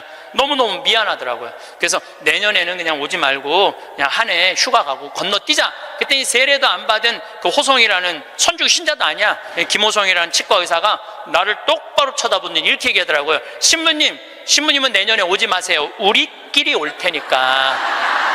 이 좋은 거를 왜 막느냐 이거야. 비행기표도 다 자기네들이 내고 가는 건데, 다 자기네들 돈으로 가는 거예요. 이게요, 의미를 찾잖아요. 그럼 삶은요 찬란해지는 거예요. 의미를 찾으면은. 그래갖고 올해는 의사 선생님들이 8명이 갔어. 내년에 데려가 달라는 의사가 4명이야 4명, 12명. 기적은요 억지로 만들려고 이루어지는 게 아니에요. 그냥 하느님이 이루어 주시는 거예요. 나눌 때 기적이 일어나는 거예요. 그런데 저는 거기다가 이제 농장도 20만 평 이제 꾸며줬어요. 농장도 20만 평 꾸며주고 닭장도 해갖고 1000마리 팔던 거 이제 2000마리씩 다달이 판대요. 그런데 소를 못 키우겠는 거야. 소를. 저 소만 키우면 이제 거긴 다 이제 내 꿈이 다 이루어지는데. 근데 우리 평창 군수님이 대관령 한의협회 11년 동안 조합장 하다가 군수님이 된 거야. 그분하고 밥 먹을 때마다 이런 생각이 드는 거예요. 저분을 모시고 가면 소 키우는 건 해결될 텐데 군수님을 하고 있으니 모시고 갈 수가 있어야지. 그래갖고 내가 밥 먹을 때마다 속으로 이런 생각을 했어요. 다음 선거에 좀 떨어져라, 이런 생각을 했어요. 근데 작년 7월 달에 지방선거를 했는데 파라과이 내가 강의 중에 지방선거 결과 발표하는 날이야. 딱 열어보니까 결과를 보니까 떨어졌어. 그래서 내가 축하한다고 메시지 보냈어요. 축하한다고. 그리고 이번 할머니 모시고 갈 때 같이 가자고. 모시고 딱 갔는데 내가 옥수수를 4만 평을 심어놨거든요. 그걸 보더니 군수님이 그러더라고요. 신부님 걱정하지 말라는 거예요. 이거 사일리지 하면 된다는 거, 소사료로 만들면 된다는 거예요. 그래서 이거 해달라고 그랬더니 3번을 가셨어. 잠비아를 싹 해갖고 소를 먹이는데 소들이 너무너무 잘 먹는 거예요. 그걸 하려면 1억이 드는데 300만 원으로 1억을 만들어낸 거야. 그러니까 능력 있는 사람들이 필요한 거예요.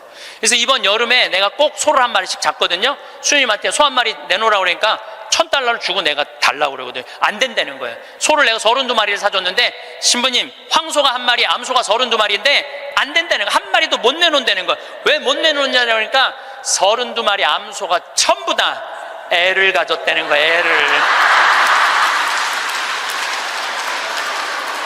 그래서 못 내놓는다는 거예요. 그래서 내년에는 소가 500마리까지 늘릴 수 있다는 거예요. 그래서 21세기는 정말로 여성의 시대다.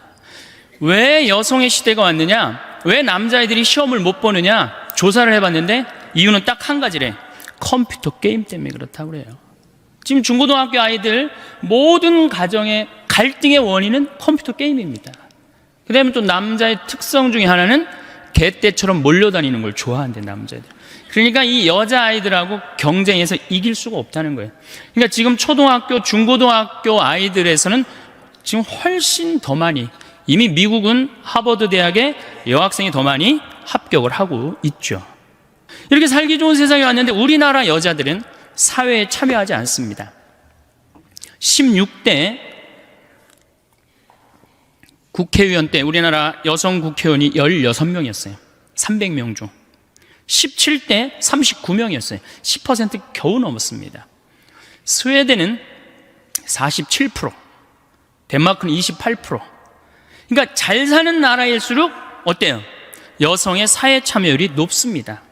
근데 우리나라는 이렇게 살기 좋은 세상에 왔는데 우리나라 여성들은 사회에 관심이 없어요. 엎어지든 뒤집어지든 대운하가 되든 말든 그게 그렇게 중요하지 않습니다. 정말 중요한 건 뭐예요? 자식 교육. 여기에 미쳐 있어요. 또 하나, 텔레비전. 이 두 가지에 미쳐 있어요. 이게 정신이 없는 거예요. 이 자식 교육을 보면은 우리나라 여성들이 얼마나 자식 교육에 미쳐 있느냐 하면은 요즘 엄마들은 애를 하나밖에 안 놓잖아요. 하나밖에 안 놓으니까 임신을 딱 하는 순간 내가 하느님께서 나에게 정말로 생명을 주셨구나. 이 생명이 세상에 나와서 행복하게 살았으면 좋겠다. 이 자연을 마음껏 누리고 살았으면 좋겠다. 이런 생각 안 합니다. 임신하는 순간 내 뱃속에 서울대학 C가 들어왔다고 생각을 해요. 서울대학 C가. 이 C를 잘 꼽혀갖고 서울대학에 집어넣어야 된다고 생각을 해요. 그래서 이 C한테 글자를 가르치기 시작합니다. 도화지에 이렇게 써놓고 대한민국, 대통령, 뭐 판사, 좋은 건 다. 요즘은 2개 국어를 할 줄 안다고 애들이 뱃속에서 알아듣는다고 영어로 How are you today, my baby? It's cold. 요즘 춥다 이거죠. 그리고 영어로 얘기를 한다는 거예요. 그러니까 얘는 뱃속에 있으면서부터 교육을 받습니다. 이걸 뭐라고 그러냐면 태교라고 그러죠. 참 불쌍한 아이들이죠. 엄마의 태를 열고 세상에 나왔어요. 세상이 얼마나 이뻐요. 구름도 예쁘고, 지금 달이 너무너무 이쁘게 떴더라고요. 달도 이쁘고, 별도 이쁘고, 비도 이쁘고, 눈도 이쁘고, 그 이쁜 걸 아파트 베란다 창문을 통해서 보고 싶은데 이 잔인한 엄마들이 너는 세상을 볼 시간도 없고 자격도 없어. 그래서 아파트 베란다 창문, 큰 창문의 한쪽에는 가나다라마바 차타카트를 붙여놓고 또 반대 창문에는 A, B, C, D, E, F, G를 붙여놓는단 말이에요. 누워서 모빌이 돌아가는데 기역, 니은, 디귿, 리을이 돌아가요. 창문을 봐도 글자, 모빌이 돌아가는데도 글자. 겨다닐만 할 때 되면 우리 엄마들이 어떻게 하느냐? 텔레비전에는 텔레비전이라고 그 밑에다 써놓고, 의자에는 의자라고 써놓고, 냉장고에는 냉장고라고 써놔요. 어딜 가도 글자니까 요즘 애들이 몇 살에 한글을 띄냐면 5살이면 한글을 띱니다. 모르는 글자가 없어요. 우리 생태마을에 이 압박 캠프를 옵니다. 아이들이 5살 어린이집 아이들이 보편제한 기도를 읽어요. 그게 기가 막히잖아요. 천재 아니야, 천재. 저한테 데리고 옵니다. 여러분들 40대 넘은 분들 중에 혹시 글 띄고 학교 들어가신 분들 계세요? 전 초등학교 1학년 내내 빵점 받았어요. 받아쓰기. 글이 뭔 줄 알고 들어가요. 어느 날 어머니가 여기 수건 달아주니까 이게 학교 가는 건가 보다 하고 갔죠. 근데 그런 엄마가 내 아이가 5살 때 한글을 띄었다. 흥분됩니까? 안 됩니까? 흥분되죠. 저한테 데리고 옵니다. 신부님, 우리 애가 천재인가 봐요. 왜요? 텔레비에 나오는 글자 모르는 글자가 없어요. 안수기도 축복기도 해달라는 거죠. 천재한테. 그럼 내가 걔 머리에 손을 얹고 뭐라고 기도를 하냐면은 이제 네 인생은 쫑났다. 내가 이렇게 기도해줘요. 이 5살 때는 고정적인 개념을 가르쳐주면 얘가 똑똑 바보가 된다고 그래요. 글자는 잘 알지만 다른 걸 전혀 모른다는 거예요. 똑똑 바보가 되는 거예요. 그리고 나중에 이제 누구 인생도 같이 쫑납니까? 엄마 인생도 같이 쫑나는 거예요. 아, 천재인 줄 알고 초등학교에 넣어놨더니 남들하고 섞어놓으니까 어때요? 똑같네. 불안하고 초조하죠. 그러니까 학원에 보내기 시작해. 속셈 학원, 뭐 나눗셈 학원, 뭐 영어 학원, 뭐 요즘 서당도 있어요. 서당, 뭐 태권도 학원, 뭐 애가 무슨 실험 도구 대상도 아니고 얼마나 불쌍해요. 그래갖고 초등학교 끝나면 이제 중고등학교 때 전쟁을 합니다. 아이랑 학원에 가느냐 안 가느냐. 신부님은 애를 안 낳아서 모르지만 이게 너무는 이게 안 됩니다. 이게 그럴 문제로 끝나는 게 아니에요. 어쨌든 울며 불며 달래갖고 서울대학은커녕 무슨 저 지방에 무슨 제3대학에 이제 들어갔어요, 얘가. 그래갖고 얘가 졸업을 해갖고 취직을 했어요. 장가까지 보냈네? 그럼 부모 역할 다 한 거야, 안 한 거야? 다 했죠? 부모 역할 다 했으면 어떻게 해야 돼요? 줘야지. 부모 역할 다 했으면. 근데 이 21세기에 정말 심각한 문제는 뭐예요? 안 죽는 거예요. 이게 안 죽어요. 2006년 여성 평균 연령이 82세입니다. 대개 장례미사 할 때 보면 90세입니다. 재수 없으면 100살까지 산다는 얘기예요. 여러분들 전부 다. 제가 본당 신부할 때 요한나라는 열심한 자매가 있었어요. 이 자매가 애를 4을 낳았어요. 누가 봐도 이 자매가 정말로 효녀예요, 효녀. 그래갖고 이 자매를 보고 입교하는 교우들도 참 많았어요. 근데 이 자매가 나한테 와서 신세한테 할 때 보면 신부님, 시집살이 하기 너무 힘들대요. 왜 힘드냐? 우리 시어머니, 시아버지는 아침, 점심, 저녁 3끼를 다 따뜻한 밥을 원한대요. 세 끼를 다. 그러니 8명 밥을 아침, 점심, 저녁으로 한다고 생각해 보세요. 얼마나 힘들어요. 그래서 내가 우리 할아버지 할머니들을 모시고 온천을 간 적이 있어요. 온천을 이제 가서 제가 우리 요셉 할아버지가 그때 73살이었어요. 73살이요. 할아버지, 왜 집에서 밥을 3끼를 꼭 다 드셔야 되느냐. 한 끼는 좀 노인정 가서 드셔라. 가서 좀 고수톱도 치고 친구들하고 놀고 그래야지. 며느리가 무슨 징역 사는 것도 아니고 하루 종일 집에 매달려서 시어머니 시아버지 뒷바라지라는 게 너무 힘들지 않느냐. 며느리도 아침 식사 이렇게 설거지 끝내고 학부형도 만나고 다니고 싶은데 좀 다니게 하면 얼마나 좋으냐. 그랬더니 이 할아버지가 저한테 화를 내는 거예요. 신부님, 저는 노인정 가기 싫다는 거예요. 아니, 왜 노인이 노인정 가기 싫으냐? 그랬더니 이 할아버지 저한테 명언을 했어요. 형들이 심부름을 시켜서 가기 싫대요. 제가 조사를 해보니까 75살 이하를 뭐라고 부르느냐면 청노인이라고 그래요. 청년 노인이다 이거예요. 75살은 청년이에요. 청년. 이게 계산상 안 맞아요. 계산상. 자식을 20년 키웠으면 20년만 받아 먹어야 될 거 아니야. 근데 요즘 20년 키우고 50년 받아 먹어. 50년. 그러니 자식들도 지치는 거예요. 지치는 거예요. 여러분들 생각해 보세요. 집에 내가 30살까지 키워놨는데 40이 돼도 장가 안 가고 빈둥빈둥거리는 놈이 있으면 미워요, 안 미워요? 밉죠? 반대로 한번 생각해 보세요. 아니, 우리 엄마가 8, 90이 됐는데 죽지도 않고 그냥 뒷방에서 빈둥빈둥거리면 자식은 믿겠어요, 안 믿겠어요? 이게 여러분들만 이게 안 죽는 게 문제가 아니라 우리 신부들도 안 죽는 게 문제입니다. 우리 신부들도 안 죽어요. 제가 신부 될 때 수원교회 은퇴사제가 딱 한 분이 계셨어요. 근데 지금 19분이에요. 이분들이 우리 은퇴금을 다 썼어요. 지금 우리 은퇴사제들 제가 보기에는 한 80으로 늘려야 되지 않을까. 이탈리아는 실질적으로 이런 일이 있습니다. 93살 먹은 본당 신부님이 은퇴를 안 하는 거예요. 왜냐하면 신부는 은퇴하면은 찾아오는 사람이 누가 있어요? 1년만 찾아오고 그 다음부터 아무도 안 찾아옵니다. 그러니까 이 신부님이 하여튼 정신이 오락가락하면서도 은퇴를 안 하는 거예요. 얼마나 정신이 오락가락하느냐. 이 장례 때 이게 장례인지 혼배인지 헷갈리는 거예요. 네. 그러니까 장례 때 혼배 강론하고 혼배 때 장례 강론하고 주교님이 머리가 아픈 거예요. 그래서 주교님이 하루는 이 신부님을 찾아가서 신부님, 은퇴를 그렇게 하라고 그러셔도 은퇴도 안 하고 그러니까 내가 보좌 신부 하나 보내줄 테니까 웬만한 건 보좌한테 맡기고 신부님은 좀 주일미사만 그렇게 하시라고. 신부님이 보좌를 준다니까 너무너무 좋잖아. 이태리는 한 신부님이 3 성당을 맡고 그러거든요. 너무너무 좋으니까 이제 보좌를 기다렸는데 보좌가 딱 왔는데 70살짜리를 보낸 거야. 정말로 문제죠.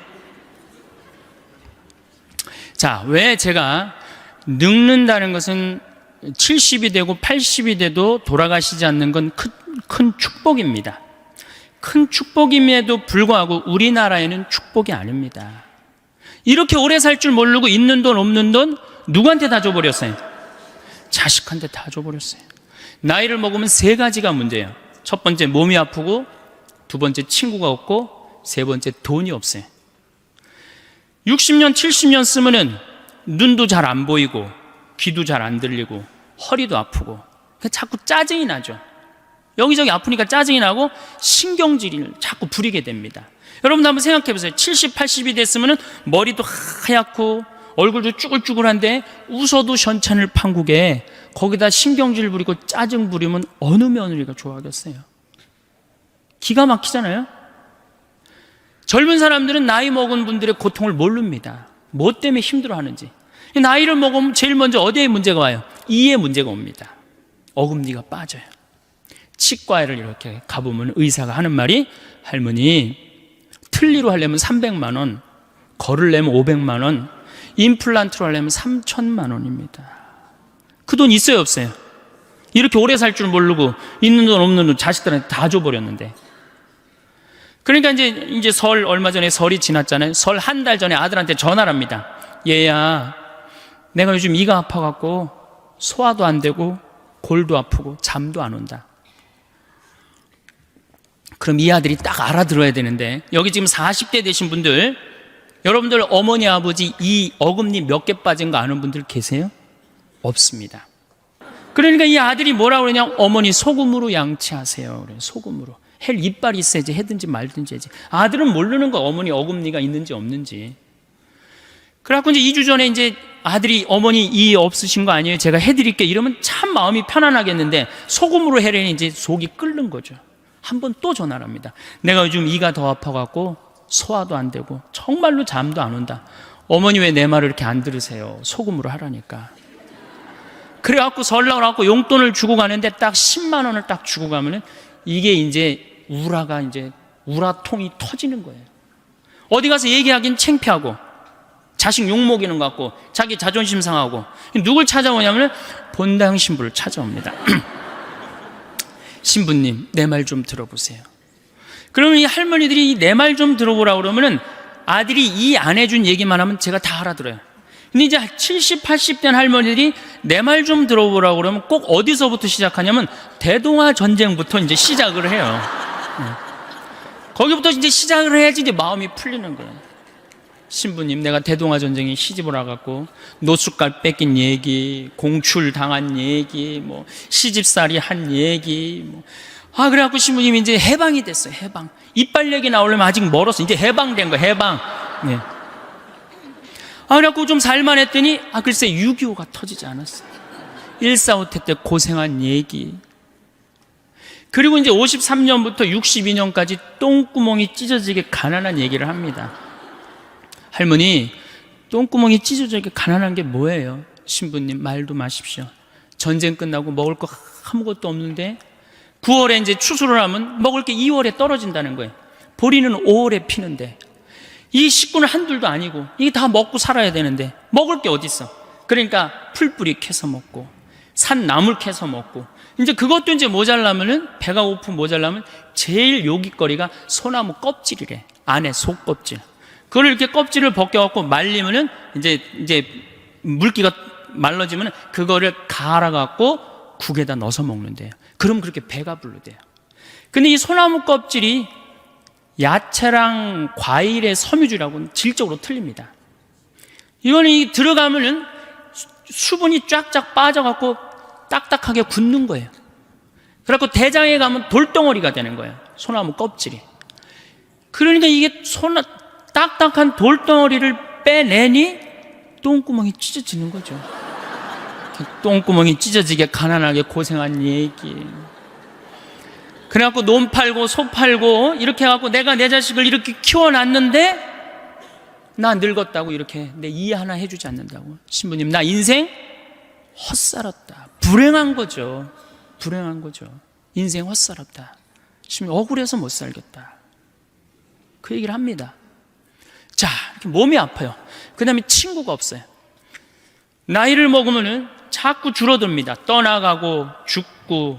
그리고 내가 한번 친구한테 얻어먹었으면 그 다음에 또 사야 되는데 내가 돈이 없어. 그러면은 안 만나게 되는 거예요. 자꾸 자신감이 없고 방안이 있는 거예요. 우리나라가 OECD 국가 중에 노인 자살률이 1위입니다. 일본보다 2배가 더 많이 죽어요. 그러니까 우리나라 노인들은 너무너무 불쌍한 거예요. 외롭고. 거기다 이제 속까지 좁은 거죠. 왜? 누가 친구야? 뒷방의 벽이 내 친구야. 인생 복귀하는 거 매일 앉아서 대동아 전쟁부터 쫙. 그러니 한숨 한 번 쉬고 벽 한 번 쳐다보고 한숨 한 번 쉬고, 그러니까 속 좁죠. 짜증 부리죠. 신경질 부리죠. 얼굴 쭈글쭈글하죠. 머리 하얗죠. 이런 시어머니 90까지 모시고 산 며느리 있으면은 장례미사 끝나자마자 본당 신부가 할 일이 있습니다. 교황청에 연락해서 그 며느리 바로 시성식 해줘야 돼. 대단한 며느리입니다. 대단한 며느리. 끝으로 돈이 없어요. 이게 제일 문제입니다. 나이를 먹어갖고 돈이 있으면은 어떻게 해요? 절대 괄시 안 받습니다. 근데 돈이 없으니까 한 60, 70까지는 효심으로 하지만 80, 90 넘어가면 효심으로 못 합니다. 그땐 사랑으로 해야 되는데 우리는 사랑도 없어요. 사랑도.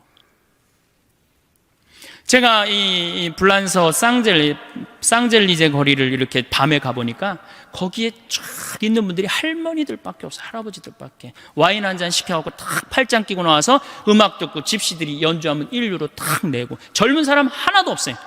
젊은 사람. 작년에는 제가 재작년이네, 오스트리아 비엔나를 갔다 왔어요. 갔다 왔는데 거기 비올라 공부하는 친구랑 제일 맛있는 음식점이 시청 근처래요. 그래서 거기 가서 먹자. 17명이 밥을 먹는데 15분이 할머니, 할아버지. 2명만 젊은 사람이야. 야, 젊은 사람이 다 어디 갔느냐? 신부님, 제가 밥 먹고 젊은 사람이 있는 데를 알려드리겠습니다. 밥을 먹고 공원을 딱 갔는데 거기에 젊은 애들이 우유 하나, 빵 조각 하나로 전심을 때우는 거예요. 그 젊은 애들 천재. 우리나라 명동은 어떻습니까? 누구 천재예요? 이게 뭐가 잘못된 거죠. 젊은 애들이 돈을 벌었어요. 사회를 위해서 공헌한 게 있어요. 근데 이 정말로 평생 이 나라를 위해서 공헌하고 돈 벌고 자식 키운 할머니, 할아버지는 명동에서 찾아볼 수 없고 젊은이만 득실득실하니 이 나라 거꾸로 가는 거 아니에요? 우리나라 노인들은 어디 가면 볼 수 있어요? 파고다 공원에 가면 볼 수 있어요. 완전히 거꾸로 돼 있는 거예요. 완전히. 그러니까 이게 문제죠. 여러분들 뭔가 심각한 걸 못 느껴요? 지금 우리 사회가 이게 뭔가 뒤집어져도 완전히 뒤집어진 거 못 느끼세요? 자식들한테 그렇게 잘해주는 나라 없어요. 일본만 해도 대학 들어가면 아버지가 손을 잡고 은행에 갑니다. 누구 이름으로 대출받아요? 아들 이름으로 대출받습니다. 그래갖고 얘가 대학을 졸업하면 자기 월급에서 갚는 거예요. 근데 우리는 장가갈 때까지 다 해줘. 1억 7천이 들어간대요.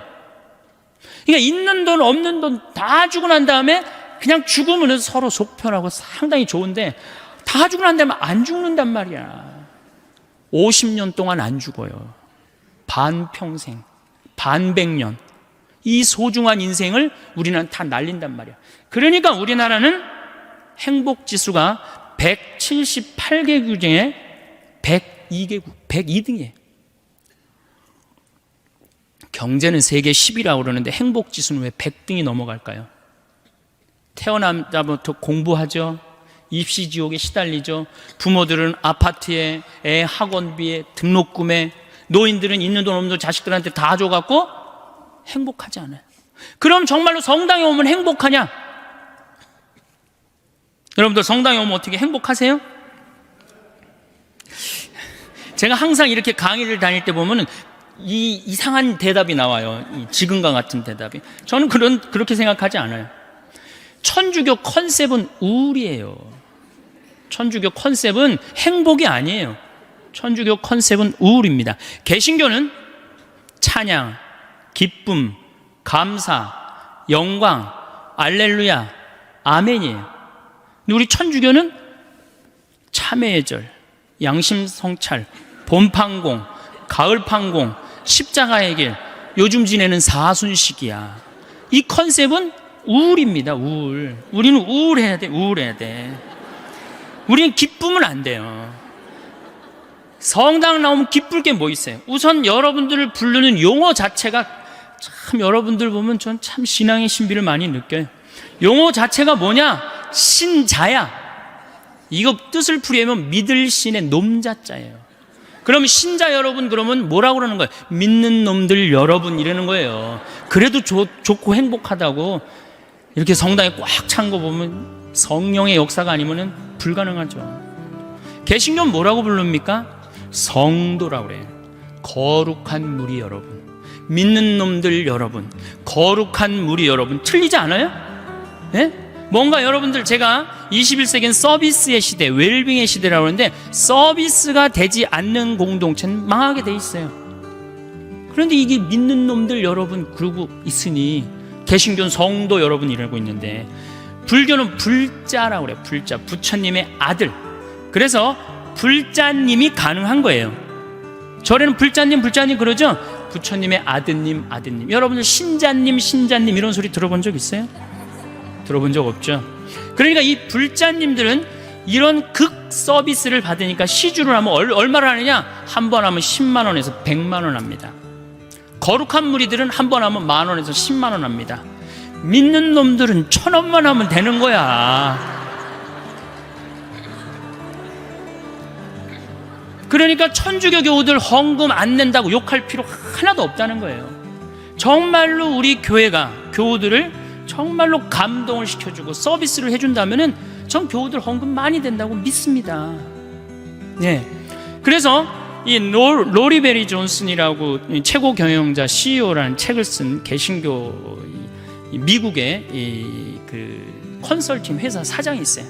그분이 예수님이 서비스의 CEO라는 거예요. 섬김의 CEO. 예수님이 이 세상에 오셔서 뭐라 그랬어요? 나는 섬김을 받으러 온 것이 아니라 섬기러 왔다. 마태복음 20장에 나오는 얘기예요. 또 마태복음 23장에 너희 중에 높은 자리에 앉고 싶으면 어떻게 해라? 낮은 자리에 가서 섬겨라. 이게 예수님이 마지막 날 그것도 모자라서 최후의 만찬 때 내 뜻을 이 친구들이 모르면 어떻게 할까? 마지막으로 보여주신 행동이 제자들의 발을 씻겨주는 거예요. 종이 돼서 섬긴 거예요. 내가 너희들을 섬겼듯이 너희들도 서로 어떻게 해라? 섬겨라. 그런데 우리는 섬기는 모습을 어디 가도 볼 수가 없어요. 우리 교회는 명령하고 통치하고 다스리는 면이 훨씬 큽니다. 섬기는 것보다는. 저는 얼마 전에 개신교 목사님들 헌금 무슨 세금 안 낸다고 막 큰 교회들 막 두들겨 저기 막 언론에서 그랬죠. 막 두들겼죠. 그런데도 거기에 3만 명, 5만 명 왜 맨날 올까요? 와서 행복하기 때문에. 내가 목사님이 그러는 거 상관없어요. 내가 와서 너무너무 행복해. 너무너무 기뻐. 그들은 일주일 내내 스트레스를 받아도 교회 가면 그 스트레스를 다 풀어. 근데 우린 일주일 내내 스트레스 받아도 성당 가도 또 스트레스 받는 경우가 많다 이거예요. 신부님 강론이 참, 뭐 저도 신부지만은 좀 그렇죠? 네. 우리 여기 대부분이 지금 여성들인데 시아버니 호랑새요, 시어머니 꾸중새요, 동생 하나 한림새요, 한량새요, 신우 하나 뾰족새요, 시아집이 뾰중새요, 남편 하나 미련새요, 자식 하나 우는새요, 나 하나만 썩을 셀새. 이 며느리들이 이렇게 스트레스를 받고 살아요. 귀 먹어서 3년이요, 눈 어두워서 3년이요, 말 못해서 3년이요. 석삼년을 살다 보니 배꼽 같던 내 얼굴 호박꽃 다 되었네. 3단 같던 내 머리 비사리 춤이 다 되었네. 비단 같던 내 고운 손결 오리발이 다 되었네. 이게 우리 며느리들의 아픔이고 고통이에요. 그래갖고 그냥 스트레스를 받아갖고 주일날 하루 이렇게 와서 좀 앉아서 위로를 받고 박수도 치고 좀 이게 좀 이렇게 좀 하려고 그러는데 우린 시작할 때부터 어떻게 해요? 미사 시작할 때부터 내 탓이요, 내 탓. 미치는 거죠. 이게 안 미치겠어요, 여러분들? 그러니까 이 성가 소리를 들어보면요, 정말 기가 막혀요. 이게 우울의, 우리 천주교 우울의 이 표상이 이 성가인데 그 중에 최고의 성가가 주여 임하소서예요. 얼마나 정말로 우울하게 부르는지 몰라요. 주여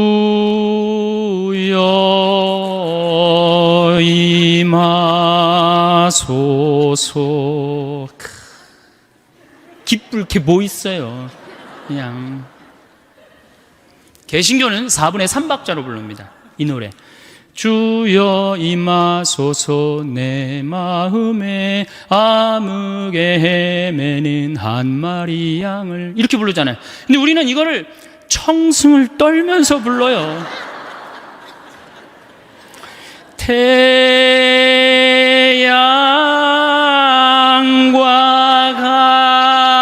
같으신 사랑, 이거 뭐 여기에 무슨 뭐 찬양이 있고 경배가 있고 영광이 있어요. 미사하고 나면 힘이 하나도 없는 거야. 일주일 내내 스트레스 받고 성당에 와서도 완전히 그냥 뭉개지고 가는 거예요. 그러니까 제 말은 천주교의 기본 컨셉은 우울이다 이거예요. 우울. 그런 우울의 극치가 있어요. 성지순례입니다. 이게 우리 천주교 성지순례 이게 많이 바뀌어야 되는 건데 5월이나 9월 달에 성지순례를 가요. 그렇죠? 5월이 얼마나 계절이 예뻐요.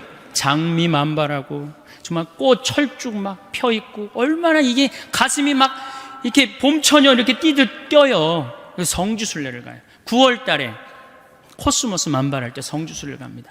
그 레지오에서 이제 성지순례를 가요. 관광버스를 타고 가는 거예요. 하늘은 파랗고 정말 만물이 이제 뭐 생동하는 계절에 성지순례를 가는데 마음에 맞는 자매하고 또 같은 차에 타게 됐어. 옷도 예쁘게 입고 막 돈 이렇게 주머니도 차고 이렇게 간식도 찾는데 레지오 단장이 딱 보니까 이게 너무 들떴어. 우리 기본 컨셉은 우울인데. 그럼 이제 버스에 올라올 때 하면 바로 묵죽 꺼내라 그래. 묵죽. 그래갖고 꼭 이 고통의 신비를 이제 시작하네. 뭐 예수님 뭐 가시관 쓰심을 묵상합시다. 뭐 두들겨 맞으심을 묵상합시다. 뭐 피땀 흘리심을 이렇게 오단하고 나면요 하늘이 파랗게 뭐가 지금 파래. 지금 예수님이 지금 십자가에 올라갔다 내려왔는데 그것만 해도 제가 보기엔 충분해요. 그런데 이제 솔매를 이제 성지순례를 가면 이 또 누가 사회자가 김대건 신부님의 생애를 또 읽기 시작하네. 이 또 할아버지는 감옥에서 매 맞아 죽고 아버지는 신부님 유학 중에 목 잘려서 순교하시고 엄마는 거지가 돼서 떠돌아다니고 신부님이 1836년에 그 오천리길을 다리를 뭐 이렇게 하면서 또 중간에 누가 죽냐면 최 프란치스코가 죽어요. 친구 신학생 친구 죽지. 유학 중에 아버지가 순교를 하십니다. 어머니는 어디가 있는지도 모르고 이 어린 소년이 마음이 얼마나 아프겠어요. 그걸 이제 구구절절히 읽으면 관광버스 안에 한숨 소리가 이제 나오는 거예요. 아유, 우리 신부님, 불쌍한 신부님. 그래갖고 이제 신부님이 이제 조선에 이제 부재 때 이제 이렇게 입국을 해서 보니 참 조선교회가 기가 막히잖아요. 신부 없이 39년에 다 돌아가셨으니 목자 없이 몇 년을 지낸 거예요. 성사를 했나, 미사를 영했나, 세례를 받았나. 그런데 빨리 내가 이 신부님들을 모셔와야 되겠다. 배를 타고 떠나는데 12m짜리 배를 타고 떠납니다.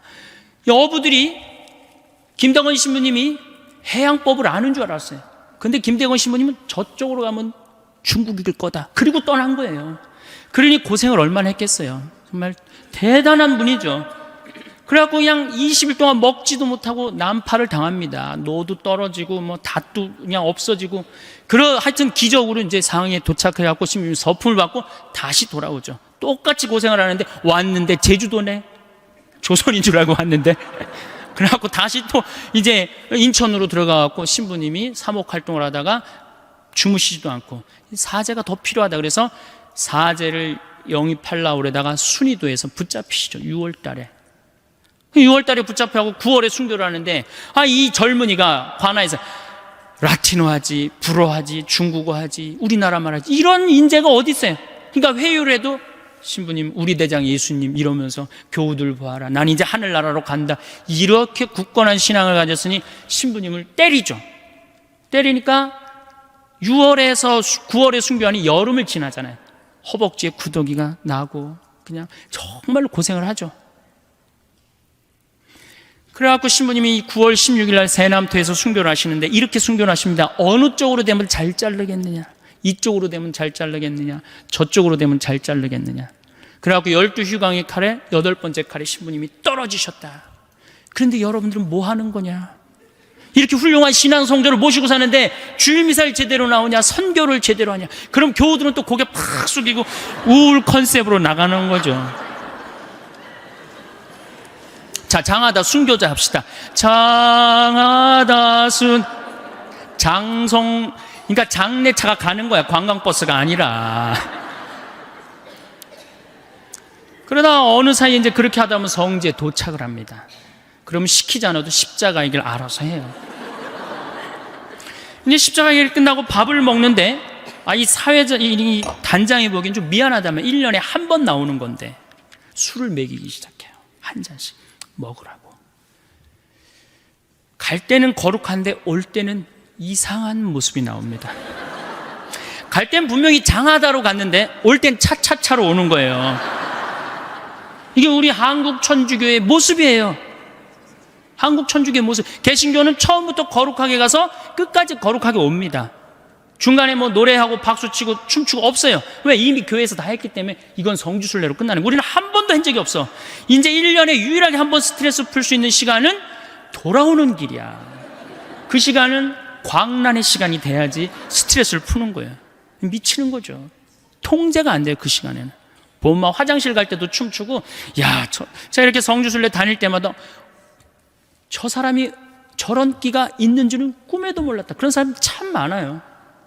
1년 내내 고개 숙이고 다니니까 얌전한 줄만 알았지. 제가 하여튼 그 초년도에 어느 본당에 보좌신부를 했었어요. 보좌신부를 했는데 굉장히 13,000명 본당이었어요. 7개 꿀이야. 이제 그 성지순례, 여성 꾸리아가 성지순례를 하는데 관광버스가 10세대가 가는 거예요. 10세대가. 근데 이제 보좌신부랑 가고 싶은 거예요. 꼬시는 거예요. 신부님, 우리랑 성지순례 가요. 난 싫습니다. 그때만 해도 대단했거든요. 요즘은 좀 덜하지만. 왜 가기 싫습니까? 아니, 갈 땐 거룩한데 올 땐 너무 정신이 없어서 난 싫다. 걱정하지 말고 그런 일이 있어도 우리가 막아주겠다. 네, 알겠습니다. 갔어요. 갈 땐 정말 거룩하게 가더라고요. 근데 올 때는요, 이게 장난이 아니에요. 이 아파트 촌에 있었던 성당인데 젊은 엄마들인데, 아니 내리자마자부터 술을 박스로 먹더니 올라서서 취해갖고 그 복도 사이에 나와갖고 막 관광버스 춤을 추는 거예요. 막 오르니까 젊은 보좌신부랑 춤을 추고 싶은 거예요. 끌고 나가려고 그러는데 단장님들이 막았어요. 좀 맨 앞자리에 앉았고. 결국은 끌려 나갔어요. 저는 춤출 줄 모릅니다. 신부님 걱정하지 마세요. 우리가 다 알아서 할 테니까. 어떻게 알아서 해요? 내 손을 붙잡더니 막 추는 거예요. 한 5분 정도 이제 자매님들하고 춤을 춰갖고 이제 들어오려고 그랬더니 어딜 들어가니 오늘은 안 된다. 내 이 양복 뒷덜면 힘이 왜 이렇게 좋아? 그러니까 갈 때는 자매님들인데 올 때는 아줌마로 변합니다. 아줌마로. 그래갖고 좀 앞에서 막 춤을 추면 저 뒤에서 뭐라고 그러냐? 야, 니네만 신부님 데리고 놀지 말고 뒤로 좀 보내. 앞에서 뒤까지 그냥 통제가 안 돼요. 통제가. 근데 저는 충분히 이해를 해요. 아니, 더 심하게 놀아도 전 된다고 생각해요. 더 심하게. 어쨌든 경찰이 뭐 있다고 그래도 앉지도 않아요. 보라고 그러고 막. 그런데 성당 도착 2km 전에 기적이 일어납니다. 누가 갑자기 마이크를 잡더니 하늘에 계신 우리 아버지 이러면요, 자기 자리로 다 뛰어들어가. 알아서. 난 하늘에 계신 우리 아버지가 그렇게 전능한지 그때 알아봐요. 네. 은총이 가득하신 마리아 하면은 이제 머리를 쓰다듬습니다. 머리를 성모님 마음을 가라앉혀 주죠. 영광이 하면요 다시 우울 컨셉으로 돌아갑니다. 아니, 누가 하느님을 믿으면서 그렇게 우울하라고 그랬어요? 누가 하느님을 매일 성체를 영하면서 누가 그렇게 우울하게 살라고 그랬어요? 여러분들, 예수님께서요, 첫 강론, 당신이 구원 사업의 첫 강론이 뭐였느냐 하면은, 구약성서는 해지 말아라, 이거 하면 안 된다, 저거 하면 안 된다, 이렇게 하면 안 된다, 맨 해지 말아야 했는데, 예수님의 첫 강론은 뭐였냐면 해라야. 해라. 어떻게 해라? 행복해라. 첫 강론이 산상설교예요. 행복해라. 마음이 가난한 사람들 행복해라. 마음이 온유한 사람들 행복해라. 마음이 깨끗한 사람들. 첫 강론이 행복해라라는 강론이면 예수님이 우리에게 주고 싶었던 건 뭐였을까요? 행복입니다. 우리는 하나님을 믿으면서 행복해야 돼요. 근데 그놈의 행복은 다 2000년이 지나고 난 다음에 어디 가고 우리는 우울만 남아 있습니까? 5장 8절에 뭐라고 그러시냐면은, 너희는 기뻐하고 즐거워하여라. 하늘나라에서 받을 상이 크다. 이 기가 막힌 예수님의 강론을 우리는 왜 까먹고 사는지 몰라요. 이걸 이어받은 사도 바오로가 데살로니가전서 5장 16절에 뭐라고 그래요? 항상 기뻐하시오, 항상 감사하시오, 항상 기도하시오, 이랬잖아요. 근데 우리는 늘 우울해요. 그래서 이게 지금 3시간짜리 강의인데 제가 1시간으로 줄인 겁니다. 그럼 지금부터 신부님 어떻게 하면 행복하면 됩니까? 10가지를 제가 말씀을 드리겠습니다. 첫 번째, 운동해라. 이게 건강이 최고입니다. 여러분들 하느님 이렇게 믿는다고 열심히 기도한다고 건강해집니까? 천만에요. 운동해야 돼, 운동. 스트레칭을 하든 수영을 다니든 30분을 걷든. 근데 내가 이 평창에 살고 있는데 시골 사람들보다 도시 사람들이 더 오래 살아요. 왜 더 오래 살까요? 운동해서. 여러분, 운동하십시오. 혹시 여기 몸 아픈 분들 성당에 나가면 나을까? 물론 하느님이 은총 주면 낫죠. 그 전에 운동부터 하세요. 뼈 아픈 분들 수영장 다니세요. 몸 아픈 분들 여기저기 결린 분들 스트레칭 하십시오. 벤자민 플랭클린이라는 사람이 있어요. 미국의 독립의 그 선언문을 기초한 사람이에요. 이 사람이 뭐라 유명한 말을 했습니다. 여러분 많이 들었어요. 재산을 잃으면 조금 잃은 거고, 명예를 잃으면 반 잃었고, 건강을 잃으면 다 잃었다. 다 잃는 거예요. 아프면은 다 소용없어요. 다 소용없어요. 그러니까 운동해라. 두 번째, 감사해라. 우리 천주교 교우들이 제일 못하는 것 중에 하나가 감사야, 감사. 얼마나 감사해. 하나님이 물도 공짜로 주셨죠. 공기도 공짜로 주셨죠. 햇볕도 공짜로 주셨죠. 이 은총 속에 살아가면서도 왜 우리 감사하지 못해요? 저는 매일 평창에서 수원에 있는 어머니 아버지를 향해서 절합니다. 나 빚 없이 구김살 없이 키워주셔서 감사합니다. 또 여러분들 제 목소리 좋죠? 얼굴은 씹다 뱉은 수제비 같이 생겼어도 목소리 하나는 난 참 좋게 낳아주셨어요. 그래서 목소리 좋게 낳아주신 것에 대해서 항상 감사해요. 내가 가지고 있는 좋은 거를 늘 발견하려고 해야지, 내가 가지지 않은 거를 바라면 불행합니다. 동탄에 땅 사둘 걸 내가 왜 그걸 못 사뒀을까? 집에 갖고 매일 하면은 그 땅이 생깁니까? 안 생깁니다. 내가 가지지 못한 건 여러분들 욕심을 내면 안 돼요. 항상 내가 가지고 있는 것에 대해서 감사해야 돼요. 여러분들 아이가 첫 걸음 걸었을 때 행복했어요, 안 행복했어요? 그것만 기억하라는 거예요. 지금 흰 눈동자 95%, 까만 눈동자 5% 뜨고 확 막 댐비고 소리 지르는 거, 그걸 생각하지 말고.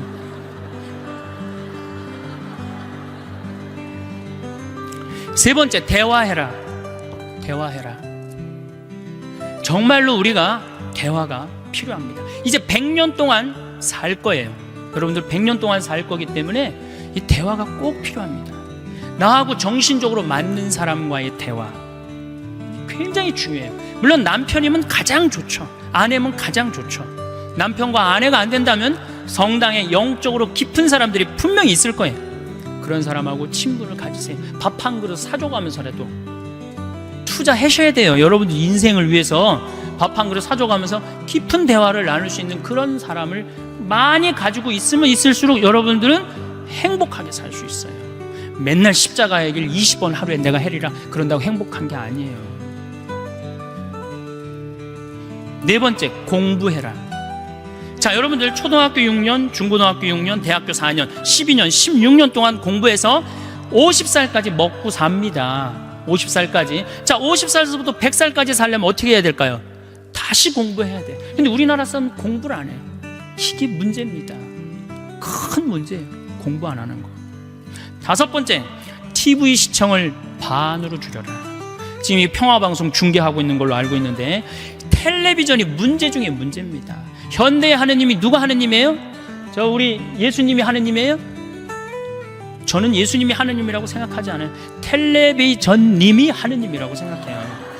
여러분들 거실 정가운데 누가 모셔져 계세요? 텔레비전님 모셔져 계시죠? 쇼판 누굴 향해서 배열되어 있어요? 텔레비전님을 향해서 배열되어 있어요. 말씀하십시오. 당신 종이 듣고 있나이다. 이러면서 아침에 일어나고 누구한테 제일 먼저 문안 인사드려요? KBS님 안녕히 주무셨습니까? 더 기가 막힌 건 뭔 줄 아세요? 텔레비전님이 주무시기 전에는 절대 안 잡니다. 텔레비전님이 주무셔야지 나 오늘 하루 일과가 끝났구나. 그리고 텔레비전님을 바로 주무시면 나도 바로 불 끄고 주무셔요. 이 기가 막힌 거죠. 이거 현대의 하느님? 하느님 아니에요. 여러분들이 하느님하고 영적인 세계에 빠져들으려고 그러면 텔레비전만 치시면 깊은 세계에 빠져들 수 있어요. 영적인 세계. 아니, 하늘만큼 땅만큼 하루만 안 봐도 하늘도 없고 땅도 없는 것 같아요. 아니, 하늘만큼 땅만큼 끝나고 무슨 재미로 사나 했더니 미우나 고우나를 해네. 저한테 많은 분들이 그럽니다. 신부님, 그렇게 강의를 많이 다니면서 언제 그렇게 책을 쓰십니까? 텔레비전만 안 보면 책 쓸 시간, 친구하고 대화할 시간, 공부할 시간 얼마든지 있어요. 근데 우리가 텔레비전에 하루에 3시간, 4시간 매달려 있어요. 그러니 우리의 영혼이 망가지는 거예요. 여러분들, 정말로 행복하고 싶으시면 텔레비전을 치시고 그 시간에 공부하고 운동하고 감사하고 대화하시는 거예요. 6번째, 행복하려고 그러면 신앙생활을 해라. 우리 신부님이 천주교 신부면서도 6번째로 미루는 게 좀 섭섭할 수 있을 거예요. 그래도 어쨌든 6번째, 신앙생활을 해라. 이게 우리 천주교가, 제가 욕 많이 했지만 그래도 괜찮은 종교입니다. 우리 천주교가, 내가 내 동창 신부 중에 죽산성지 있죠? 죽산성지 옛날에 본당 신부로 있었는데, 할머니 한 분이 30년 동안 개신교, 옆에 있는 개신교 다니다가 어느 날 개종을 했어요. 개종을 해갖고 성당을 또 열심히 다니는 거예요. 네 할머니가 다리가 딱 부러졌어요. 부러졌는데 택시를 타고 맨날 미사 참여로 오는 거예요. 신부가 그랬어요. 할머니 봉송체도 있고 그러니까 내가 갈 테니까 할머니 돈 들여서 나오지 말아라. 그랬더니 이 할머니 정말 또 명언을 하나 했어요. 신부님, 괜찮아요. 내가 이 천주교 다니고 보니까 저 개신교 다닐 때보다 이 천주교 훨씬 싸게 먹히니까 괜찮다.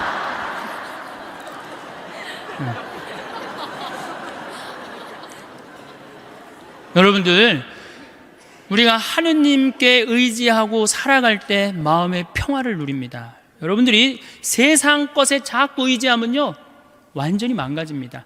여러분들, 미국 서브프라임 일어났죠? 우리나라도 제가 보기에는 결코 안전한 지대가 아니에요. 여러분들, 내 땅값 1억 2억 됐다고 마음이 붕붕붕붕 떠 있는데 붕붕붕붕 뜨면 떨어지게 돼 있어요. 우리가 거는 기대는 하느님이어야지 세상적인 거는 결코 긴 영원한 행복을 주지 못한다. 그래서 여러분들 열심히 하느님 믿으세요. 하느님 찬양하고 하느님께. 성공한 사람들을 보면 크게 두 부류로 나뉘는 걸 알 수 있습니다. 하나는 자신이 성공했다고 여기저기 떠벌리고 다니는 사람들, 그리고 또 하나는 조용히 아무 말 없이 자기 삶을 사는 사람들입니다. 우리는 흔히 성공을 하면 자연스럽게 자랑하고 싶어질 거라고 생각하죠. 좋은 차를 사고 비싼 시계를 차고 SNS에 멋진 사진을 올리고 싶을 겁니다. 왜냐하면 그렇게 하면 남들이 나를 더 인정해 줄 거라고 믿으니까요. 하지만 현실은 그렇지 않습니다. 오히려 진짜 성공한 사람들은 그렇게 행동하지 않습니다. 왜냐하면 보여줄 필요가 없기 때문입니다. 돈이 많다고, 높은 자리에 있다고, 유명하다고 해서 굳이 그걸 드러낼 필요는 없습니다. 그걸 아는 사람들은 이미 알고 있고 모르는 사람들은 알 필요가 없죠. 그런데도 굳이나 성공했다고 떠드는 사람들이 있습니다. 그런 사람들은 왜 그럴까요? 간단합니다. 그 사람들은 사실 그렇게까지 성공한 게 아니기 때문입니다. 우리는 종종 SNS에서 성공한 사람들을 봅니다. 해외여행을 가고 고급 레스토랑에서 밥을 먹고 멋진 차를 타고 다니는 모습? 그런데 가만히 보면 그런 걸 보여주는 사람들은 언제나 뭔가를 팔고 있습니다. 강의를 팔든 자기 브랜드를 홍보하든 아니면 단순히 자기 자존감을 유지하려고 하든 간에 결국 목적이 있는 거죠. 진짜 부자들은 그렇게 하지 않습니다. 오히려 조용히 아무도 모르게 자기 일을 합니다. 왜냐하면 자랑해서 얻을 게 없기 때문입니다. 오히려 괜히 잘난 척했다가 사람들에게 이용당하거나 시기와 질투를 받거나 쓸데없는 오해를 사는 게 더 피곤합니다.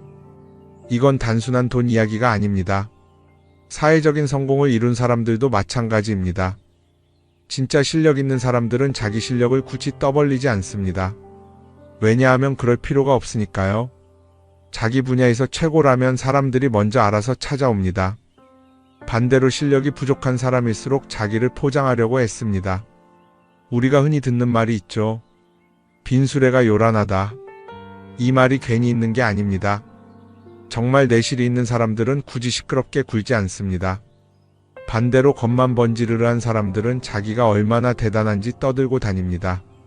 이걸 좀 더 현실적인 예로 들어볼까요?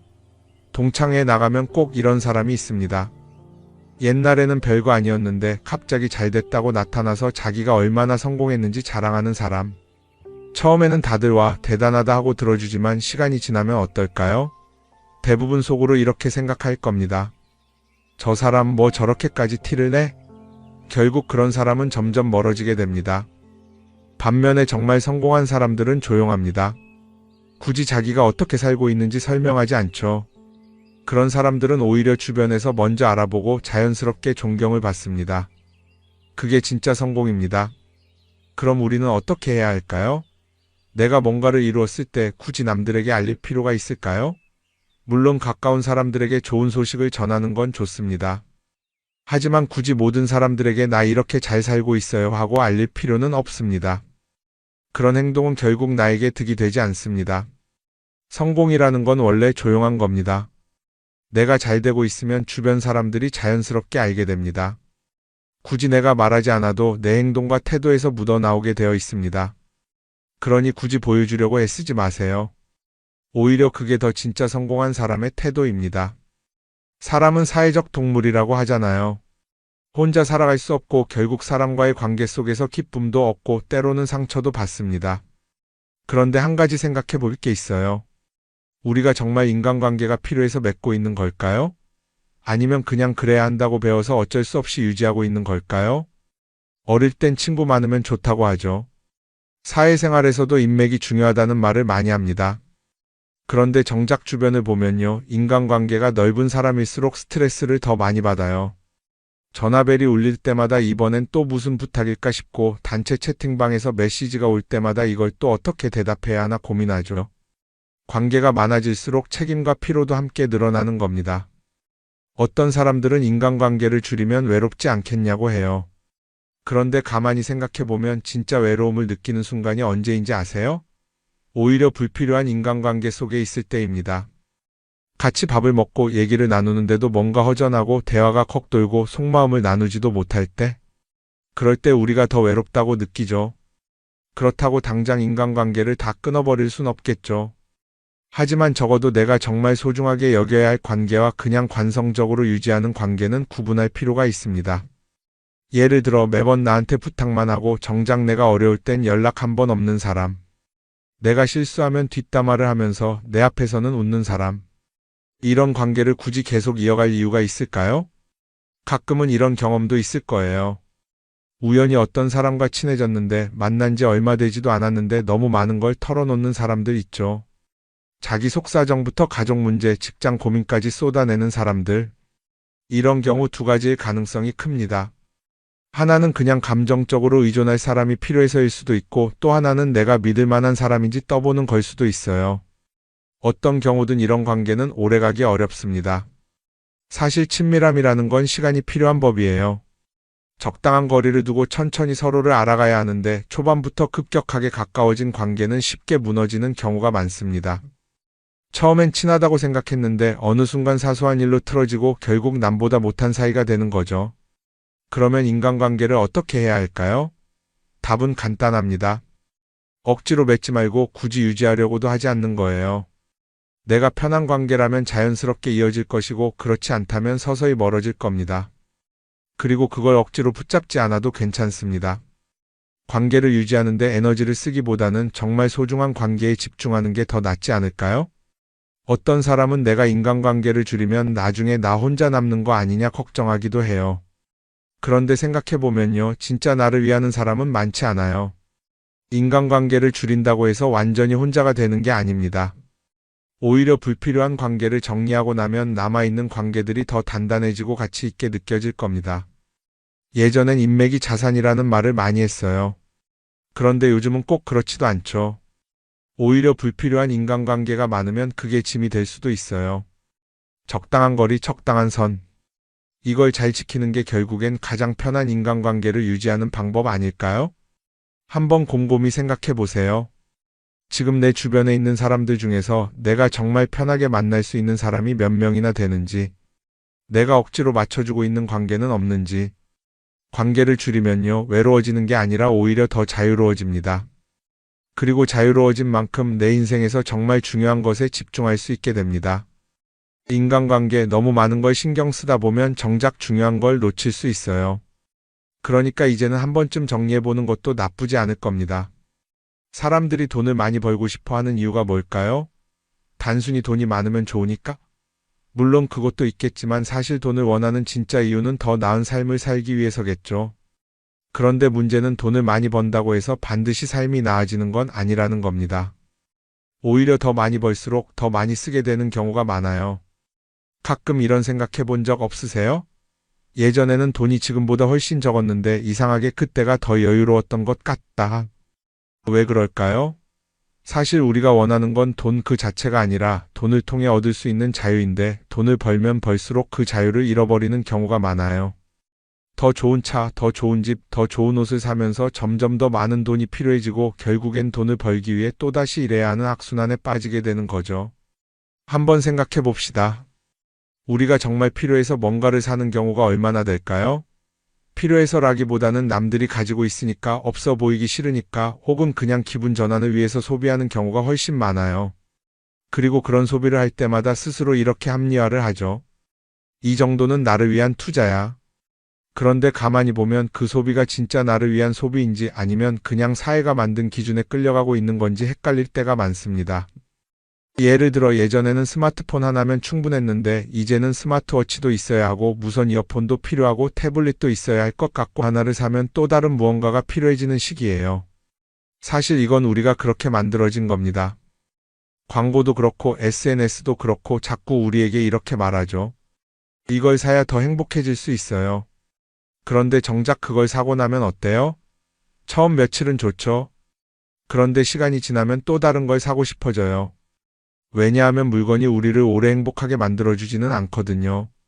특히 요즘은 SNS가 이런 소비 심리를 더 부추기는 것 같아요. 예전에는 친구들끼리 만나서 나 새로 샀어 하고 자랑하는 게 전부였는데 이제는 SNS에 올리면서 전 세계 사람들에게 보여주잖아요. 그러다 보니까 남들도 다 뭔가를 사서 올리고 나도 따라해야 할 것 같은 기분이 드는 거예요. 그런데 중요한 건 그 사람들도 사실은 나와 똑같은 기분이라는 겁니다. 내가 남을 부러워하는 만큼 나도 누군가에게 부러움을 사려고 애쓰고 있는 거죠. 결국 끝없는 비교와 소비 속에서 진짜 중요한 걸 놓치게 되는 겁니다. 한번 이렇게 생각해 보면 어떨까요?